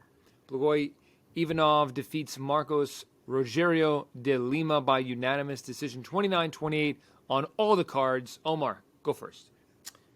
Yeah, this fight was closer than I wanted it to be. I thought de Lima won that fight 2-1, but it was a close-ass fight. Ivanov definitely had a much better chin than I gave him credit for, because he did eat some big shots that night. Yeah, I mean, like I said, it was a close fight. I can't really complain that that Ivanov won that fight. So credit to him. I just thought de Lima won. Mark, give us your take. Mike, I think you might have skipped Chasson, so make sure you go back to that one. My bad. But, yeah, as the commentary said, this was a Blagoy Ivanov fight. It was ugly, it was clinchy, it was grindy, it had some winging punches.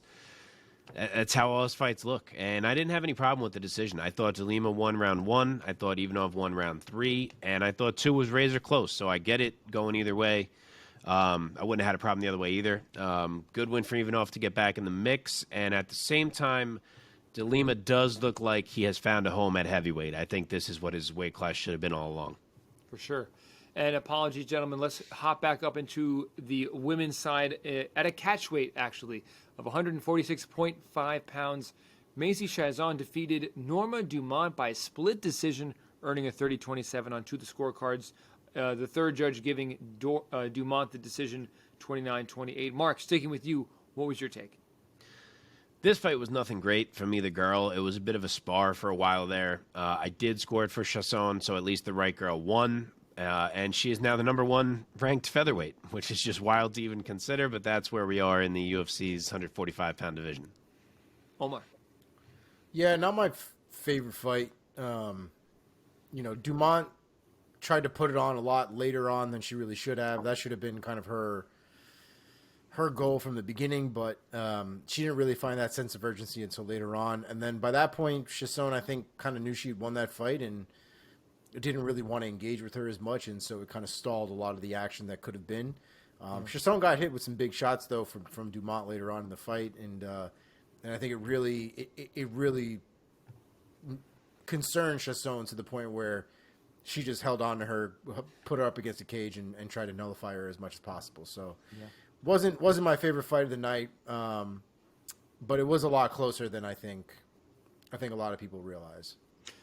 Okay, moving down into the early prelims that happened on ESPN Plus and UFC Fight Pass in the welterweight division. Andre Fialho defeats Cameron Van Camp by knockout in the very first round, 2 minutes and 35-second mark. Omar, sticking with you, what was your take? Bro, there was ever a place to show somebody how to use a check left hook, that's the fight. That's the fight right there. That boy threw... That might have been his third check left hook in a sequence by the time he had cracked him and knocked him out. I mean, it was beautiful. It was beautiful. The whole thing was beautiful. Mark.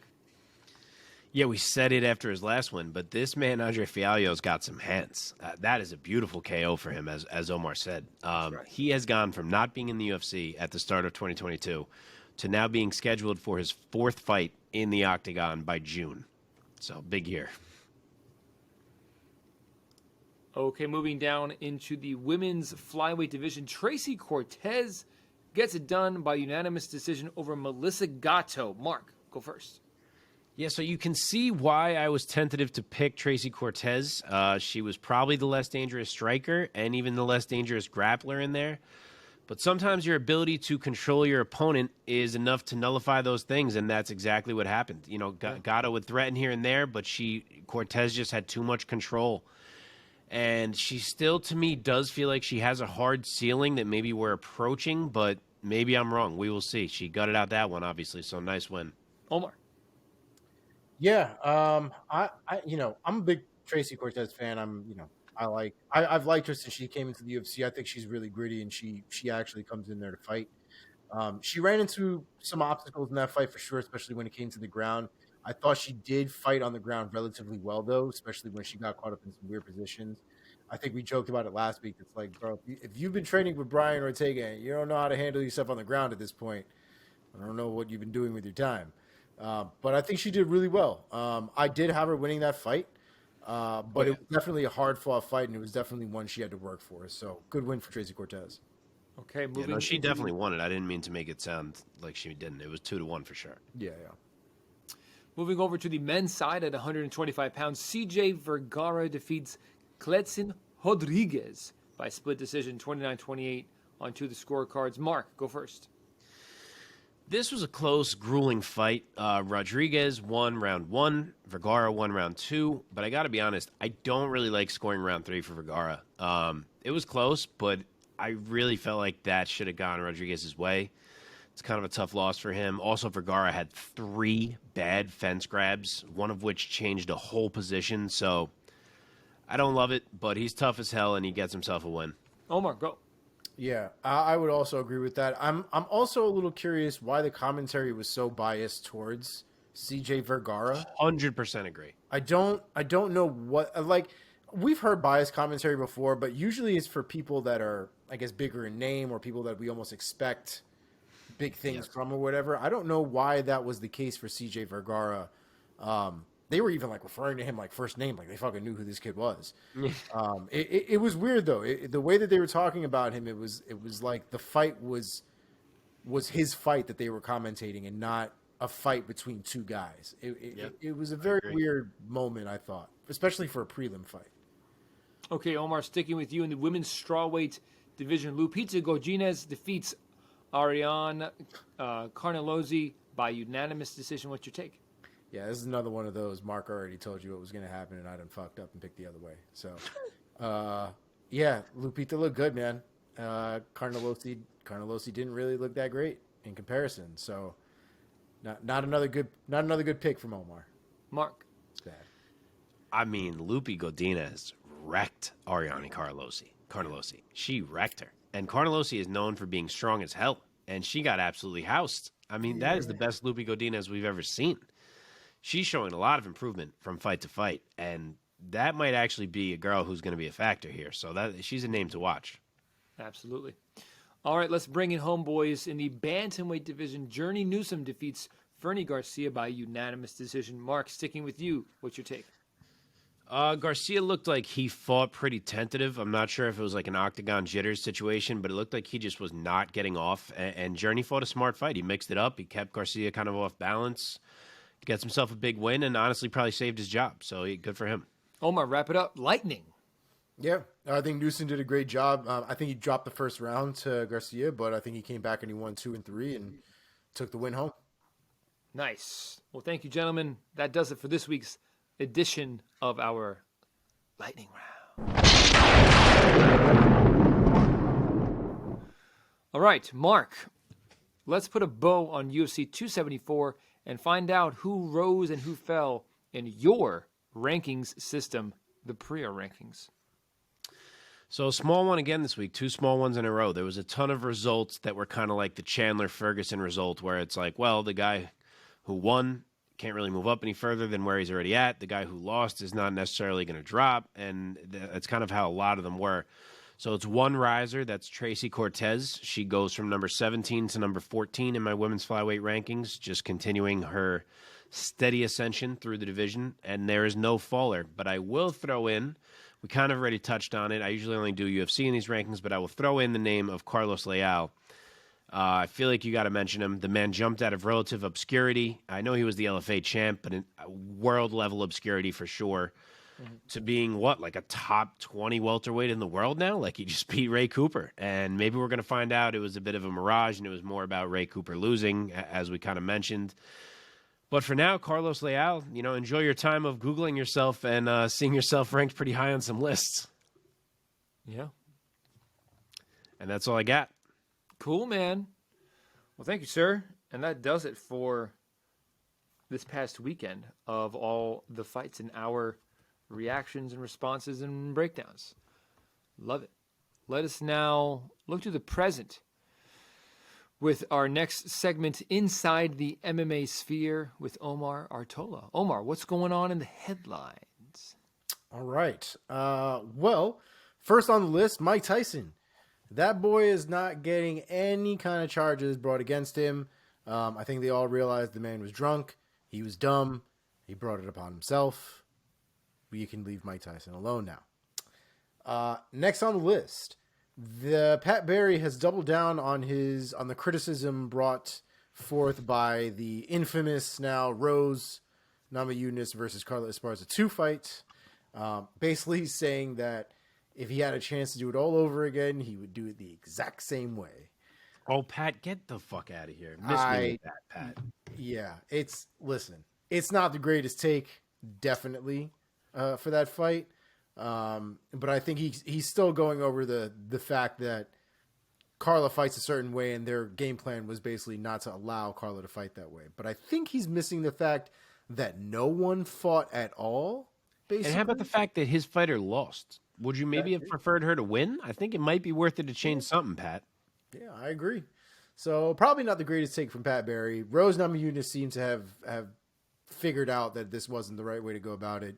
After the fight, she had her moment where she was like, "Fuck yeah, I won." Yeah. But something tells me she watched that fight back. 100%. She was like, you could tell. She was like, "Oh shit, this is not how it felt like in the ring when I was in there." So, I think she figured it out. He also did bring up some controversy, which isn't the first person to say it, but he said that every time that Rose went in for, a specific technique to actually change the tables or be aggressive or something, that she slipped on the canvas, like her front foot didn't actually grip the canvas. She was saying that a lot, actually. Yeah, he was saying that it was the slipperiest canvas that he's ever that they've ever fought on. And it's not. I've heard this like slippery thing quite recently. I think a little bit more. I wish I knew what these canvases felt like in real life, because the way that they're described, they sound like they're the most coarse fucking things in the world. They sound like sandpaper.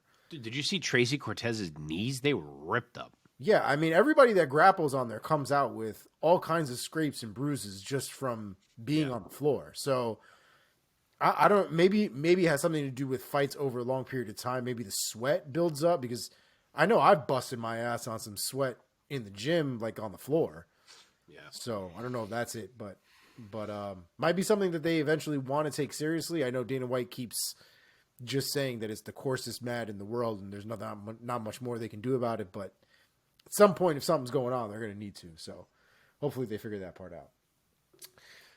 Next on the list, we have a little update from Kamaru Usman about his hand injury. So if you didn't know, he had his hand, a tendon in his hand needed to get repaired a few months ago that he had to go through surgery for. The hand apparently is doing a little bit better. He saw the doctor this past week, and he can start doing some light contact with his hand. Apparently, the problem is that with these tendons, they don't heal the same way as like a bone or something that's a little bit more sturdier will heal normally. So he doesn't want to give any kind of time frames or anything like that. The tendon that needs to heal is apparently the one that's running down his hand right onto his knuckle. And so there's some real issue of permanent damage if it doesn't heal right. So it doesn't look like he's trying to rush it. So I don't know exactly what we're looking at for a Kamaru Usman timeline. He may not fight for the rest of 2021. So that might be something to take into consideration once we start doing some more fight picks later down the line. Next on the list is a little bit more information about the weight issue. So for those of you who don't know, basically there was a bit of a controversy this past weekend. Charles Oliveira obviously missed weight by half a pound, and Norma Dumont missed weight by like 2 pounds, something like that. Pound and a half. Pound and a half, I think, yeah. And basically the whole deal is everyone seems to be blaming the hotel and a recalibration of the scale for the reason why people were off weight. And although Charles Oliveira and Norma Dumont were the only ones who officially missed weight, it sounds like a lot of people were not on the weight that they thought they were the following morning when they went to check. Just a lot of them seemed to have enough time to figure it out before they jumped on the official scale. So according to one of the officials, some fighters apparently wanted to change the scales from pounds to kilograms, which is something that you can do on the scale. And apparently that's what they're thinking is what caused the scale to actually get recalibrated, was people messing around with it, changing it from pounds to kilograms. They found out that there was a problem with the scale early Friday morning, somewhere in the 8 a.m. to 8:30 a.m. Realm. And then there was another scale that was calibrated and put down there from that point going forward. When the fighters came down on Friday morning, they would go to the scale, they would know if they were a little bit over, and then they had a chance to lose the weight. So, like I said, although there was an issue with the scale, it was something that they did know about, that they did rectify Friday morning. But I know Charles was saying that his issue was Thursday night. He weighed in, he was fine, woke up Friday morning, and was 1.5 pounds overweight. So there's a little bit of discrepancy with how those stories are matching up and whose fault, I guess, is it really? Dana White's take on the situation is, at this point going forward, he's probably going to look into getting some security for the scales. And I think he's realizing that a lot of the issues that he's having right now with people like Charles Oliveira missing weight, he just can't afford to have that happen. So looks like he's going to start getting security for the scales so that people can't just touch things and reset things on their own or anything like that. So hopefully this issue going forward is not something we see, because when it happened, I texted you guys and I was like, this is not the first time that this has happened. This has definitely happened before at other scales, and this has happened in Vegas before. This is not even like this is the first time this has happened in Vegas in fight country. So definitely, I'm glad seems like they're going to have to do something about it, and they are. So good. All right, let's get into some fight announcements, and we can jump into next week. Adrian Yanez versus Tony Kelly has been added to UFC Austin on June 18th. You guys already know Adrian Yanez is my boy. We got to check that one out. Donald Cerrone and Joe Lozon. So for those of you who are not aware, Donald Cerrone caught some food poisoning or something wild this past weekend, literally a day before the fight, or maybe even hours before the fight. And so that fight was called off. And Joe Lozon and Donald Cerrone did not walk out to the octagon this past weekend. As a result, they will be rebooked for UFC Austin, which again is going down June 18th. Arman Tsarukyan versus Mateusz Gamrot is in the works for UFC June 25th, which is straight violence and straight banger. I can't wait for that fight at all. Israel Adesanya versus Jared Cannonier will be headlining UFC 276 on July 2nd for International Fight Week. Along with Adesanya and Cannonier on the card, Alexander Volkanovski and Max Holloway will also co-main event that card. Rafael Dos Anjos versus Rafael Fiziev will be rebooked for UFC Fight Night on July 9th. If you guys remember, their fight was booked a little while ago. Fiziev had to fall out, and so now we're getting that fight back at this point. Cody Garbrandt versus Ronnie Yahya has been added to UFC's July 9th event as well.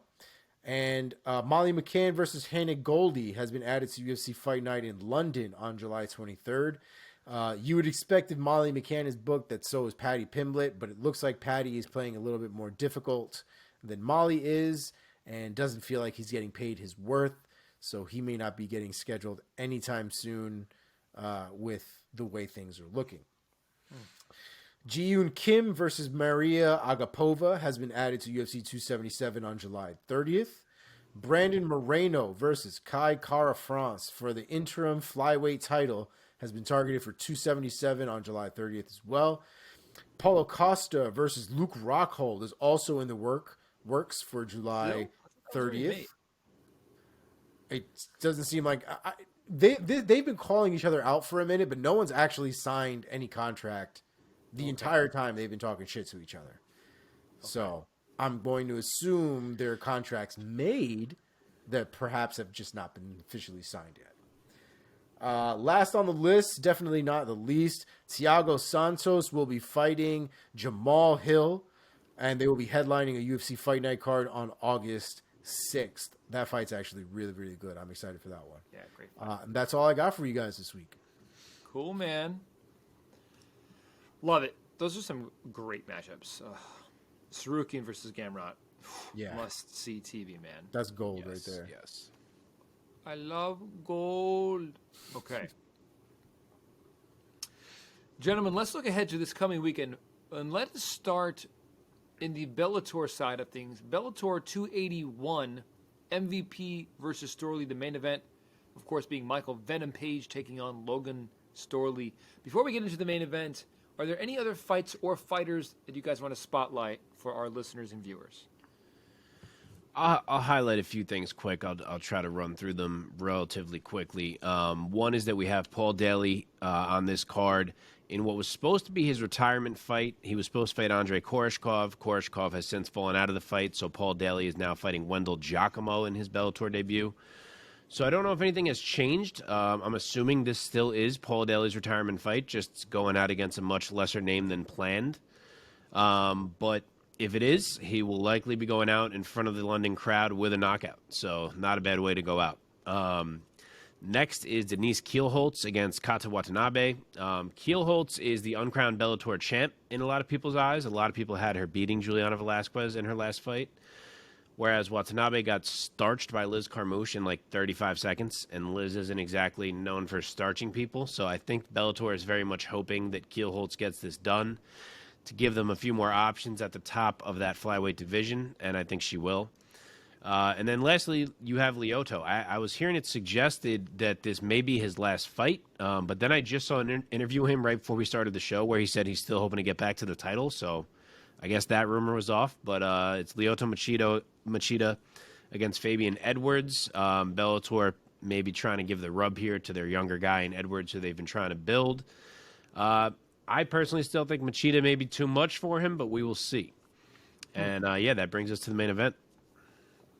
Okay, so in this main event of Bellator 281, we have Michael Venom Page taking on Logan Storley in the Bellator welterweight division. Of course, Logan Storley, the American, the younger at 29 years old, and the much shorter, standing at 5 feet 9 inches tall compared to MVP's 6'3" frame at welterweight. Storley will be making his 15th walk to an MMA cage as a pro, and his record stands at 13-1, with his only loss being to Yaroslav Amosov. Am I saying that right? Yes. Probably not. Yes. The champ. Right. Which he lost that fight by split decision, his only loss. Michael Venom Page really needing no introduction to MMA fans. The Englishman, he also has a record of 20 wins and just 1 defeat as well. That 1 defeat, of course, coming at the hands of Douglas Lima by knockout. Since then, though, he has rattled off 6 wins under the Bellator banner, and he was bringing in that win streak against Logan Storley. So, Mark, let me throw it over to you first. What is your take? And ultimately, give us your pick on this fight between Storley and Page. So you guys may be surprised by this because I was. Logan Storley is a large favorite. I thought he might be favored. Oh, really? He is minus 300. MVP is plus 230. I thought Storley might be favored just simply because of the wrestling, but that big of a favorite is wild to me. I will be sprinkling MVP for sure. But yeah, I'm really so interested to see how this fight plays out. Obviously, this was originally supposed to be MVP's title shot against Yaroslav Amosov, which I think would have gone badly for MVP, but Amosov is off fighting in Ukraine, so we get Logan Storley and an interim title, and it could still go badly for MVP. But at least he has more of a chance here, in my opinion. I do understand why Storley's favored. Simply speaking, style-wise, Page can be out-wrestled. Logan Storley is a tremendous wrestler. And when you have that type of advantage, you can generally dictate the fight. I know we saw Storley's striking on display in his last fight against Neiman Gracie, but there's zero chance he does anything besides wrestle when he's standing across from MVP. But I'm really tempted to pick MVP for a lot of reasons. One is that he has a 6-inch height and 7.5-inch reach advantage, and those are huge numbers. And numbers like that give MVP a chance to hurt Storley on the outside on every reset. Anytime Storley is not yet inside on MVP, he's in big danger because that's a big discrepancy. 2, MVP has disgusting jumping knees, and breaking down him against a wrestler, all I can think about is MVP hitting a jumping knee when Storley shoots. 3, MVP is fighting 20 minutes from where he trains, and the crowd support he's going to have is going to be through the roof. Plus, it's a huge spot for Logan Storley that he hasn't experienced yet in his career, and it's on short notice. And 4 is that MVP hits stupid hard. I mean, just look at Derek Anderson 2 fights ago. The guy was 17-3-1 through 21 fights, never been finished. And MVP hit him so hard that even though he wasn't out, they were like, no, that's enough of this. It's too violent. Like, when you have that kind of power threatening you for 25 minutes, it's really hard to stay clean. And I'm going to take a shot on the apparently big dog here and say that Storley doesn't stay clean.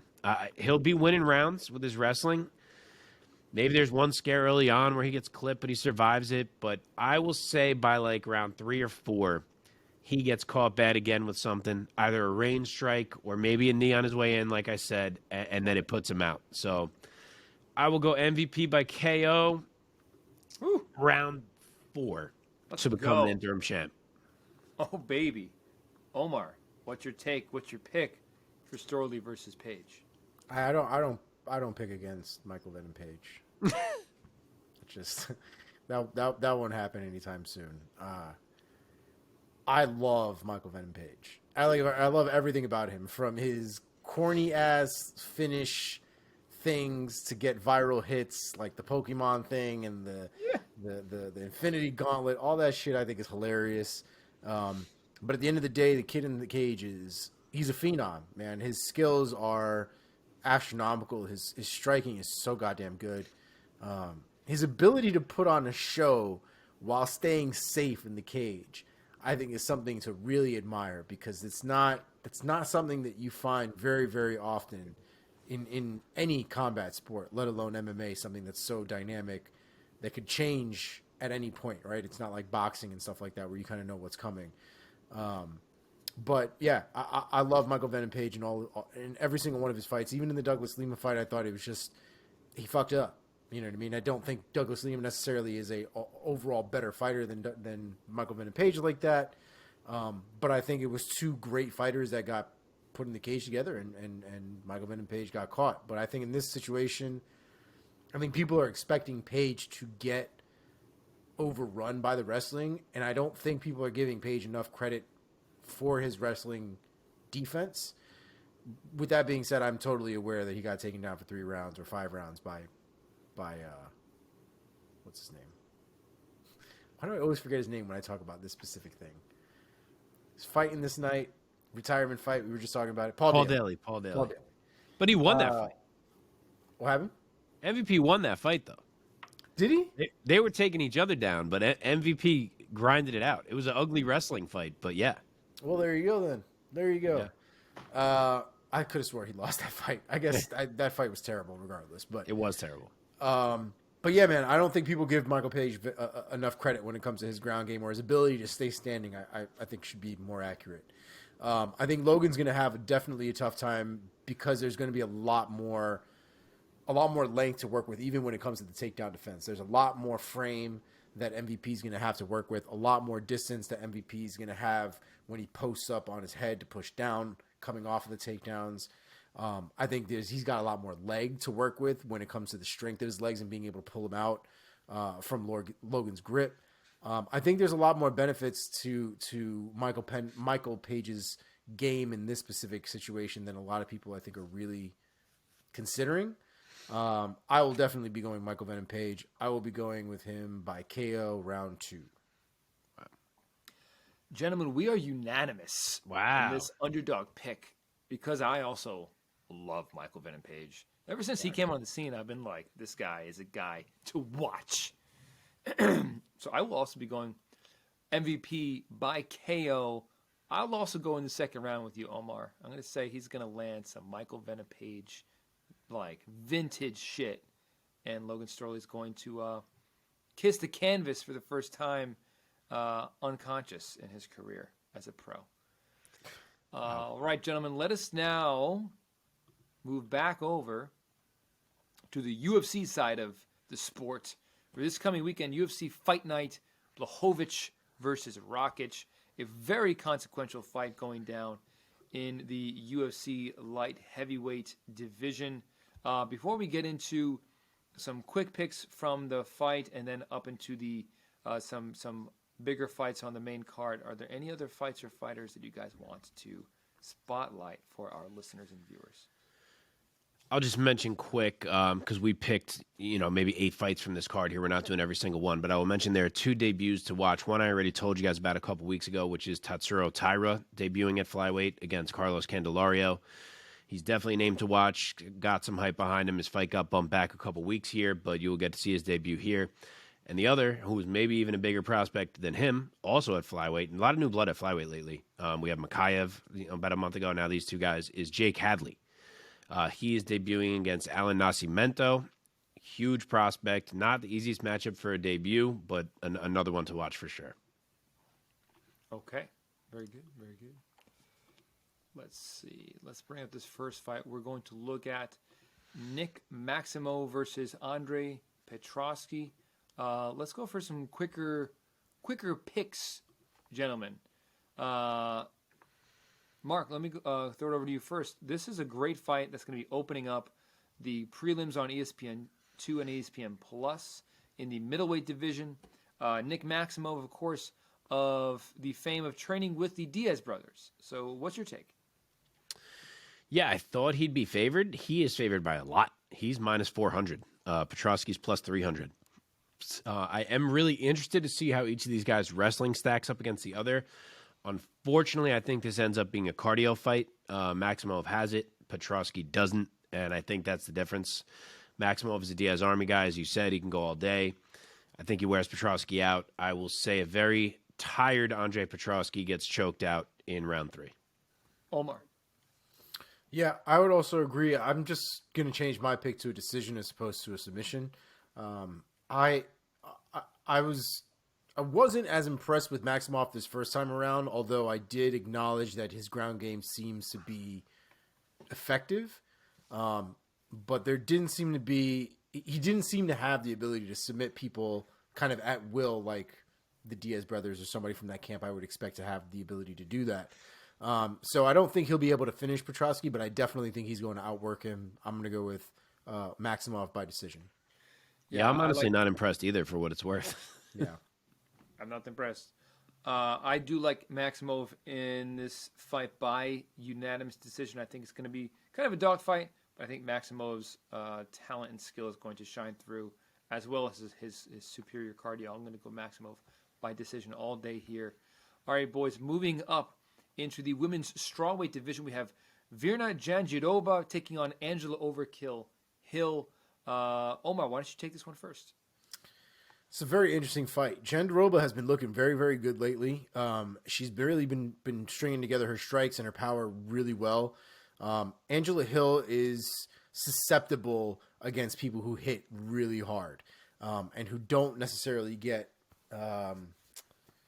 affected by a lot of the volume strikes that Angela Hill likes to put together. Angela Hill isn't necessarily known as a power striker, and she's very similar to Rob Font, how he overwhelms people with volume, with striking, with movement. Angela Hill likes to play a lot of those similar tactics. Jandiroba is very much a woman who will take a lot of that pitter-patter while moving forward until she's able to land something big. And we have seen Angela get hurt by some of those things, at the very least to take her off of her game, and she ends up losing rounds as a result. I want to pick Angela Hill for this. I think it's going to be a very, very tough fight for her to win, but I think she can do it. I'm going to go with Angela Hill by decision. Split Mark, decision, but decision. Oh, go okay. Mark. Another split for Angela. Yeah. Virna's the favorite here, minus 175. Hill is plus 150, so pretty close. Seems about right. Virna is a solid fighter, but I just don't see what she brings that's going to trouble Angela Hill so much.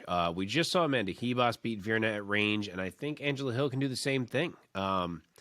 I guess you could say Virna's going to drag Hill down and out-grapple her, but I feel like Angela has really gotten better with both her defensive wrestling and grappling.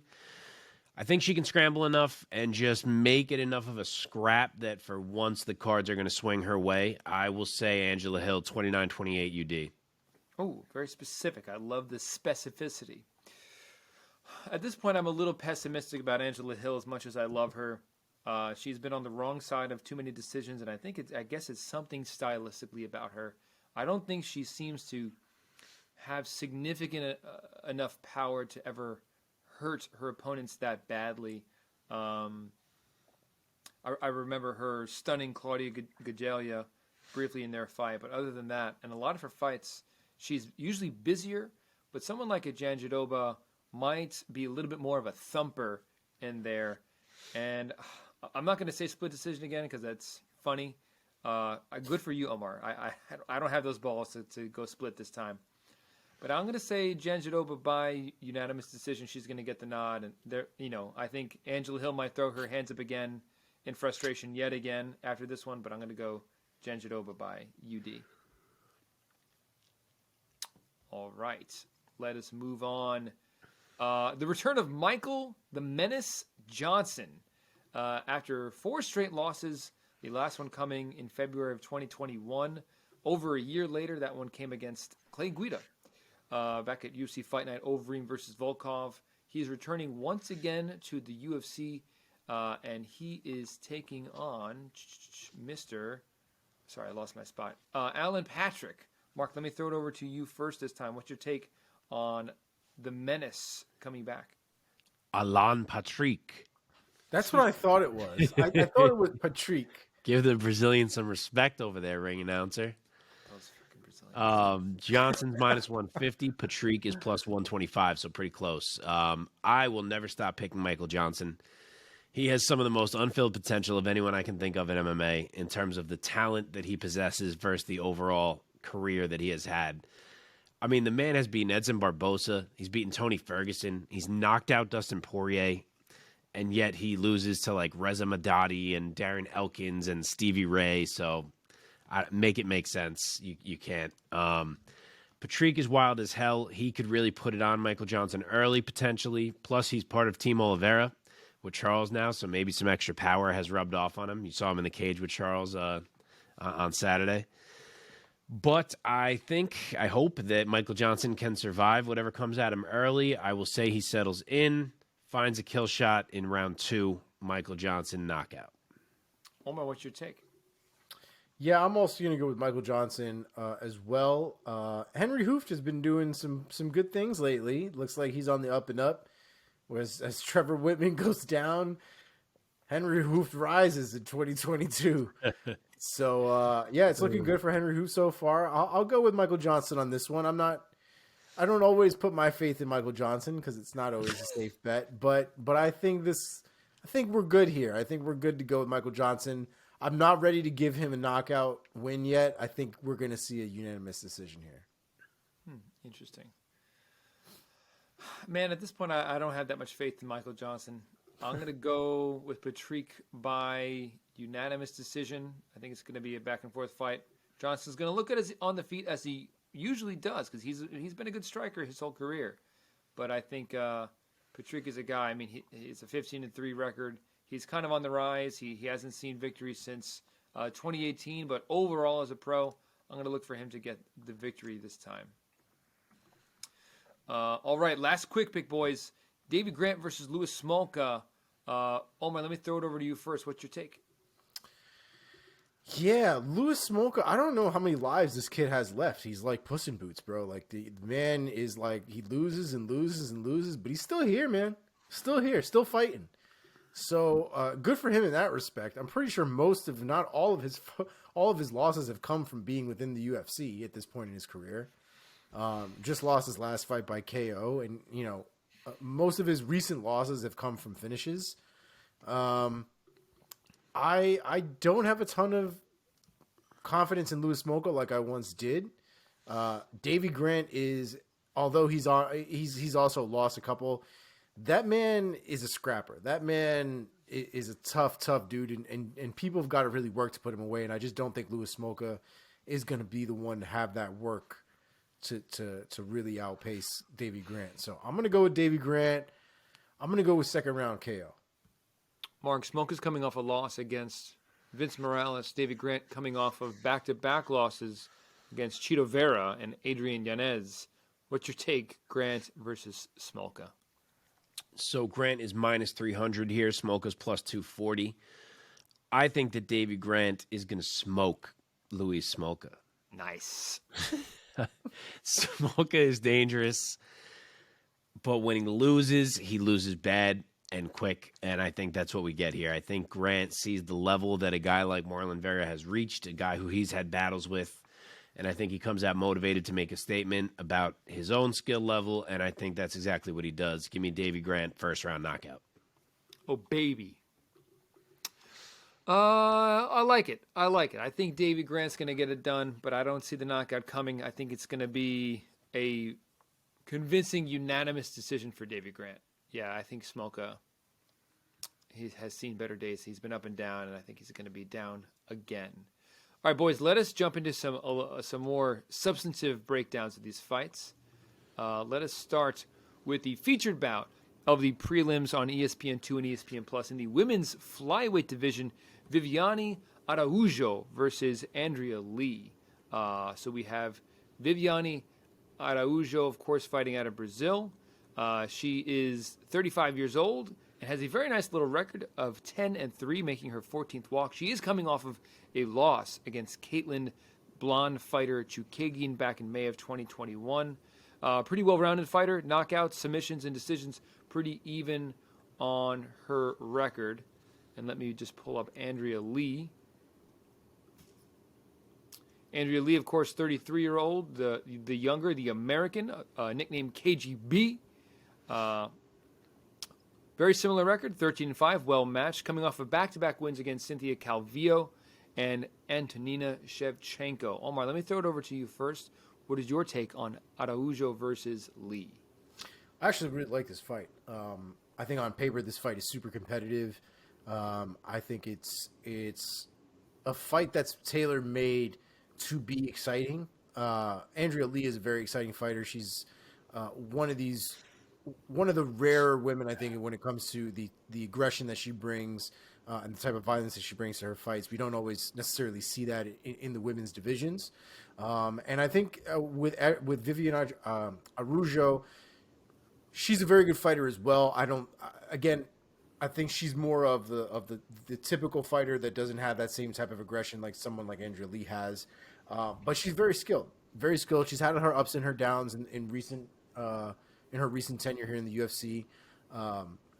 But I think Andrea Lee is the one who's kind of set up here to win, personally. I really like her in this fight. She's definitely had her losses when it comes to the top tier of the division. I just don't see Viviane Araujo being that person. So I'm going to go with Andrea Lee by TKO via the ground and the pound. Mark, what's your take and your pick of Viviane Araujo versus Andrea Lee? So this is basically a pick'em on the lines, which is exactly how it feels in my mind. They're actually both a minus number. Lee is minus 115. Araujo is minus 105, so slightly more toward Lee. But yet this feels like a really even fight. Araujo has more power. Lee has more volume. She scores more from range. I could see the fight swing on either one of those aspects, either toward Lee because she's landing more, using her kicks to control it more, or toward Araujo because she just lands something bigger that hurts Lee more and changes the fight. But what I come back to is, to this point, I feel like Araujo has really had a field day with girls who can't hang with her athletically and kind of struggled a bit with the ones who can, and I think Andrea Lee is one who can. So I'm going to say it's a lot of range striking and a lot of volume from Andrea Lee, and that earns her a 29-28 decision. Okay. Man, my allergies are so bad today. Omar, I already got yours for this? Yes. Yeah, round two. I don't think I said a round, but round two TKO, ground and pound. This is a tough one. It is. They're so well matched. Their records are so well matched. Their skills are so well matched. So I'll go with the Brazilian, Viviane Araujo. I'll say unanimous decision. That's a tough one to pick. All right, let's move on to sticking with the women's flyweight division. Katlyn, blonde fighter Chookagian taking on Amanda Ribas, Brazil's sweetheart. I love this fight, guys. We have Ribas, the younger, 28 years old, fighting out of Brazil, of course. 11-2 as a pro. Only 2 losses to her name. More recently, she lost against Marina Rodriguez, but then she bounced back with a win against Virna Jandiroba, who's also on this card. And Katlyn Chookagian, who's no stranger to this podcast, 33-year-old American fighter, fighting out of Pennsylvania. She's bringing a 3-fight win streak into the octagon this Saturday night. Omar, let me start with you again. What is your take, Chookagian versus Ribas? So, Chookagian, normally on this podcast, we'd be like, damn it, here we go again. However, her last fight against Jennifer Maia was actually pretty goddamn good. There was actually a lot of effective striking, a lot of actual striking. And I thought it was one of the more impressive performances she's put on in recent memory. So if that Chookagian shows up, Ribas is in for some trouble. Ribas is very talented. Ribas is very nice on the feet. But Chookagian, I think we've all known how technically sound Chookagian is. I think the issue with Chookagian has always been actually using all of her technique effectively in the cage. But again, she did that against Jennifer Maia, and she did it really well. So considering the fact that she did it then, I would assume that she'll figure out how to do it now. And I think Ribas will be in for a real long night, unfortunately, that on Saturday. So I'm going to go with Chookagian by unanimous decision. Mark? So Chookagian's minus 175 here. Ribas plus 150. I like this fight, and I don't like it at the same time. I don't like it because I don't love Ribas at 125. She's absolutely a true 115-pounder. I get it that this was kind of this opportunity that fell in her lap to fight the number one ranked 125er. You might as well go do it. And for that reason, I like it because I'm interested to see if she can pull it off. I do think Amanda is very underrated for reasons that I don't quite understand. I feel like she's ranked by the UFC lower than she should be. And if she was a real 125er, I'd be tempted to pick her here. But she's not. She's the smaller girl in every way. Her frame is smaller since she's a weight class below. Her reach is 2 inches shorter.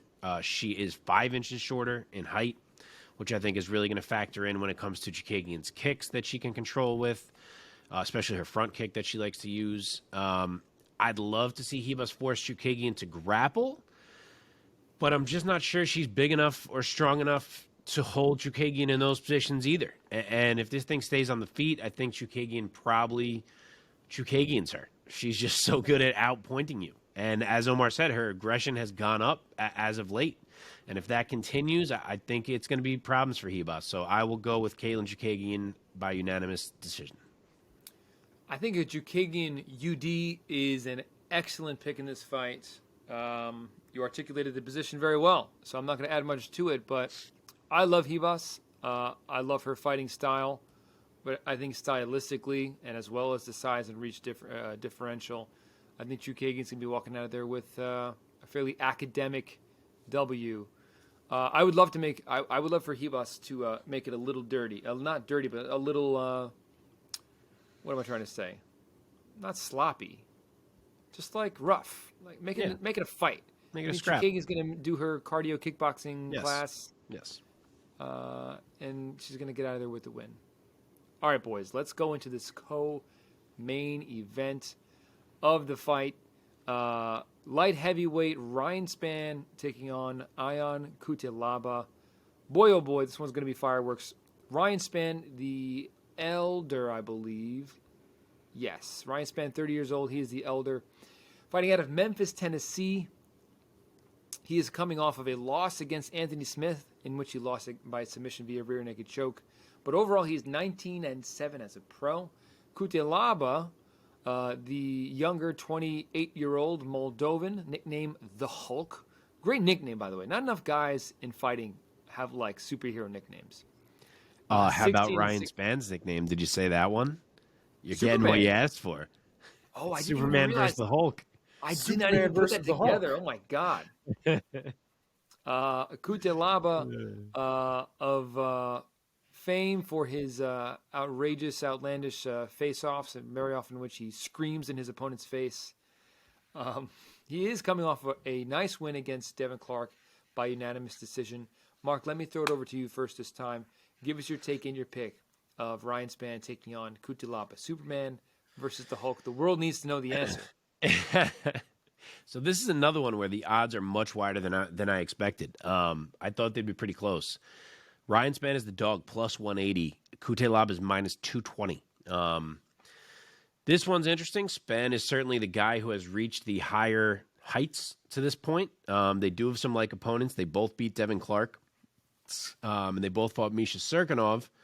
Serkinov choked Cutelaba out and was finished by Spann in minutes. So that says something for Spann, but I am finding myself leaning toward Ion Cutelaba. I really liked how he looked against Devin Clark in his last fight.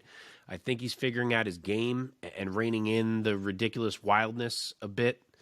Spann is going to have a 4-inch height and 4-inch reach advantage, which concerns me, especially because I think if Spann wins, that it's likely from a sniper-type range KO where Cutelaba gets caught in space.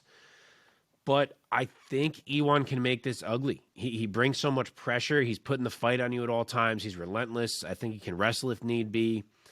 I think he finds success against the cage, like winging some big hooks there. And I think he can kind of just put it on Ryan Spann in a way that makes Spann struggle to work his game. So I will go with the Hulk to smash Superman, but not truly smash him because I'm saying decision. Omar, we are talking about MMA and not actual comic books. Oh, okay. What's your take? Got it. The Hulk I versus was about to break down the whole DC versus Marvel review. It was about to be a whole other podcast. Yeah, so the fight's actually very interesting. I'm actually a pretty big Ryan Spann fan. I know he's had some inconsistencies in his recent couple fights. But I actually really like the way Spann fights. He's very measured, very controlled, very large for the weight class especially. And I think he's very, very skilled. I think there are some holes to his game, especially when we start talking about going to the ground. But at the end of the day, I do think that I have more confidence at this point in Ryan Spann than I do Ion Cutelaba. So I'm going to go with Ryan Spann by round 1 KO. Okay. I'm actually with Omar on this one. I just have a feeling that Cutelaba is going to revert back to wild Cutelaba, maybe a little too much. And I feel like Spann's pretty good at this weight. And I see Spann being more accurate. I think he's going to hurt Cutelaba. I think he's going to put him away. I'm going to go knockout round 1. I think he's going to surprise some people. Yeah, if it is wild Cutelaba, I agree with you guys. If it wasn't for his last fight where he seemed to have reined it in, I wouldn't be making this pick. If he turns in another performance like that, then I'll join you. Yeah, it's a tough one. It's a tough one to call. All right, main event time. Big one. We have at light heavyweight once again Jan Blachowicz taking on Alexander Rakic. Oh my goodness. Jan Blachowicz, of course, needing no real introduction to real MMA fans because he is the former UFC light heavyweight champion, the Polish Hammer. Of course, fighting out of Poland. He is coming off of that loss to Glover Teixeira in which he lost his light heavyweight belt. But overall as a pro, he is 28-9 with 8 knockouts, 9 submissions. Rakic, of course, this guy knows how to win. He is a 30-year-old fighting out of Vienna, Austria. Not as long of a record, but quite an impressive one at 14-2 as a pro, coming off of back-to-back wins against Anthony Smith and Thiago Santos. Omar, let me throw it over to you first. What is your take and your pick of Blachowicz versus Rakic? It's a very, very interesting fight. And I think the fight is going to be a lot closer than I think what people might assume. Blachowicz is a very well-rounded fighter overall. Blachowicz, sorry, is a very well-rounded fighter overall. He's decent on the ground. He has good takedowns. He's very heavy-handed. Can put string strikes together very well. But Rakic, right? Rakic. Rakic is also a devastating dude, man. I mean, he's also very measured, very skilled, very talented with the tools that he has. And he has knocked people out in devastating fashion. I mean, I don't know if Manuel is still asleep from that head kick or not. It's been years. He might not be okay still. I think it's going to be an exciting fight no matter who ends up winning this fight. But I'm going to go with Rakic on this one. I'm going to do unanimous decision. Okay, Mark, give us the line and ultimately your take and your pick. Another possibly surprising one. Rakic is almost 2-1. He's minus 190. Blachowicz is plus 160. This one is really tough for me to evaluate for multiple reasons. One is that Alexander Rakic hasn't fought in 14 months, which is a long time to sit, especially when he was on the roll that he was on. And the other is because I've always found Jan so hard to evaluate. And his recent loss only made that even harder for me. Like, even when he was winning 9 out of 10 and he was the champion, I was never like 100% convinced of how great he was. And then he comes out against Glover in his last fight and just looks terribly flat. So now I'm sitting here like, shit, I don't know really what to think about either one of these guys. I got an inactive guy against the guy who was just weirdly flat in the last one. So I don't know what we're going to get. Honestly, Rakic has looked really good. He's incredibly comfortable and calm at all times in the fight. He has been able to overwhelmingly dictate the pace of every fight that he's in thus far. He controls everything that goes on. He has such powerful leg kicks, and he really uses them to nullify the advances of whoever he's fighting, which could be huge against Jan. He can grapple offensively and defensively. He's a great defensive fighter overall. And frankly, he just knows how to win fights. I think you said that when you introed him. He knows how to win fights. I think the route that Jan's got to try to take here is to pressure him. I don't think you can let Rakic play his game. I think Jan should come out with pressure, like a lot of pressure, like walk forward whenever you can, walk him down, make him move backwards, make him breathe a little heavy from trying to keep you off him, keep a jab in his face, make him feel the Polish power, get a little overwhelmed. I think that's how you got to try to do it. And I think the Jan who had the title run that he had can absolutely do that. The Jan who fought Glover certainly cannot. But I'm going to assume that was a one-off bad night. And I'm going to assume that Jan does see that strategy as well. Because if he doesn't and he hangs back and he kind of lets it be a exchange type fight, he's going to get outpointed. But if he does and he pushes the pace, I think he can win. And maybe I'm saying this just because I find Rakic boring, so I don't want to pick him. But I'm going to take a shot on Jan and say that he wins 48-47 in a close fight. Man. I mean, it's funny. I also find Rakic boring. But looking at his record on paper, out of 14 wins, he has 9 knockouts and a submission. Yeah, So it's 10 really only been finishes the out of last 14. few where he became this boring guy. Yeah, I know. I mean, especially his last 2 wins against Smith and Santos, both UDs, in which he just kind of. I mean, he looks like the eye test. Like, he looks like so imposing. He has such a great, impressive physique, and he has great size for the weight class. But just then, the way he fights, he's just kind of good. And he's he hasn't blown anybody away as of late. He coasts a little bit. He gets ahead on you, and then he coasts a little. Yeah. I'll take the boring decision. I'll go Rakic by decision. Yeah. Omar, what did you say Rakic by? I think I said by decision. Yeah. All right, Mark. I mean, I'm definitely We'll rooting see. for. I'm rooting for the Polish power, 100%. Yeah. Yeah. Anything else you guys want to say about this main event or any other fight for UFC Fight Night, Blachowicz versus Rakic? I think we did it. Okay. Let's end with a little bit of a trivia, a little cherry on top. I got a quick one for you guys tonight. Okay, Let's see, let me quickie. pull it up here. That's how I like it. Okay. So, Mr. Charles Oliveira is in the record books, I believe, as having the most finishes in UFC history. Correct me if I'm wrong. Is it 19 now? 19 Yes. finishes? Yes. Okay. Who holds the record for most knockdowns landed in the UFC? Is it A, Chuck Liddell, B, Anderson Silva, C, Jeremy Stevens, or D, Donald Cowboy Cerrone? Oh, it's a good one. Yes. I kind of want to say it's Jeremy Stevens just because he's one of the choices. I feel like he's the one that doesn't belong. Dude, I feel like it might be Anderson Silva. But that almost seems like an obvious answer. My issue here is that I honestly feel like I have heard that this answer is Jeremy Stevens. So that's what I'm going to say. But maybe I'm thinking of something else. I'll go with Anderson Silva. I won't be a biter. So Mark says Stevens. Omar says Silva. The answer is Donald Cowboy Cerrone. Holy with shit.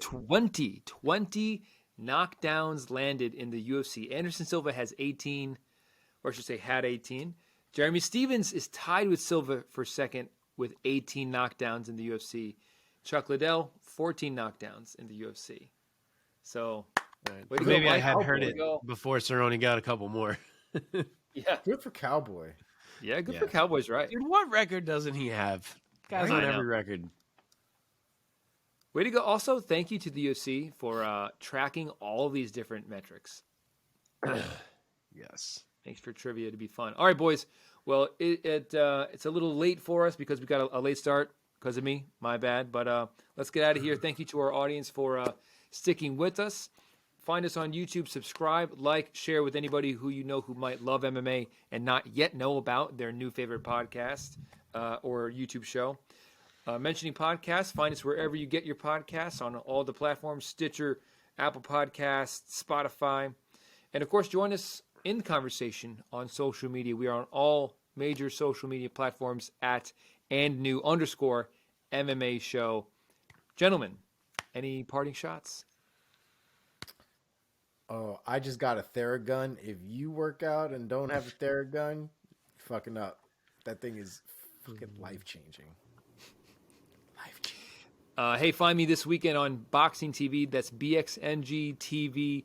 I'll be announcing some Muay Thai going down, 3 Pillar Promotions, putting on Warriors Cup, another Warriors Cup event called Warriors Cup Songkei, which I believe means honor in like Japanese or Thai. Dude, Priaulx? you gotta figure out a situation to come down here and host some of the fights down here. That'd be dope. Yeah, man. That'd be dope. Find me this weekend, too. I'm going to be coaching my son's Little League. Nice. All right, guys. Enjoy the fights this weekend. We'll see you next week. Peace.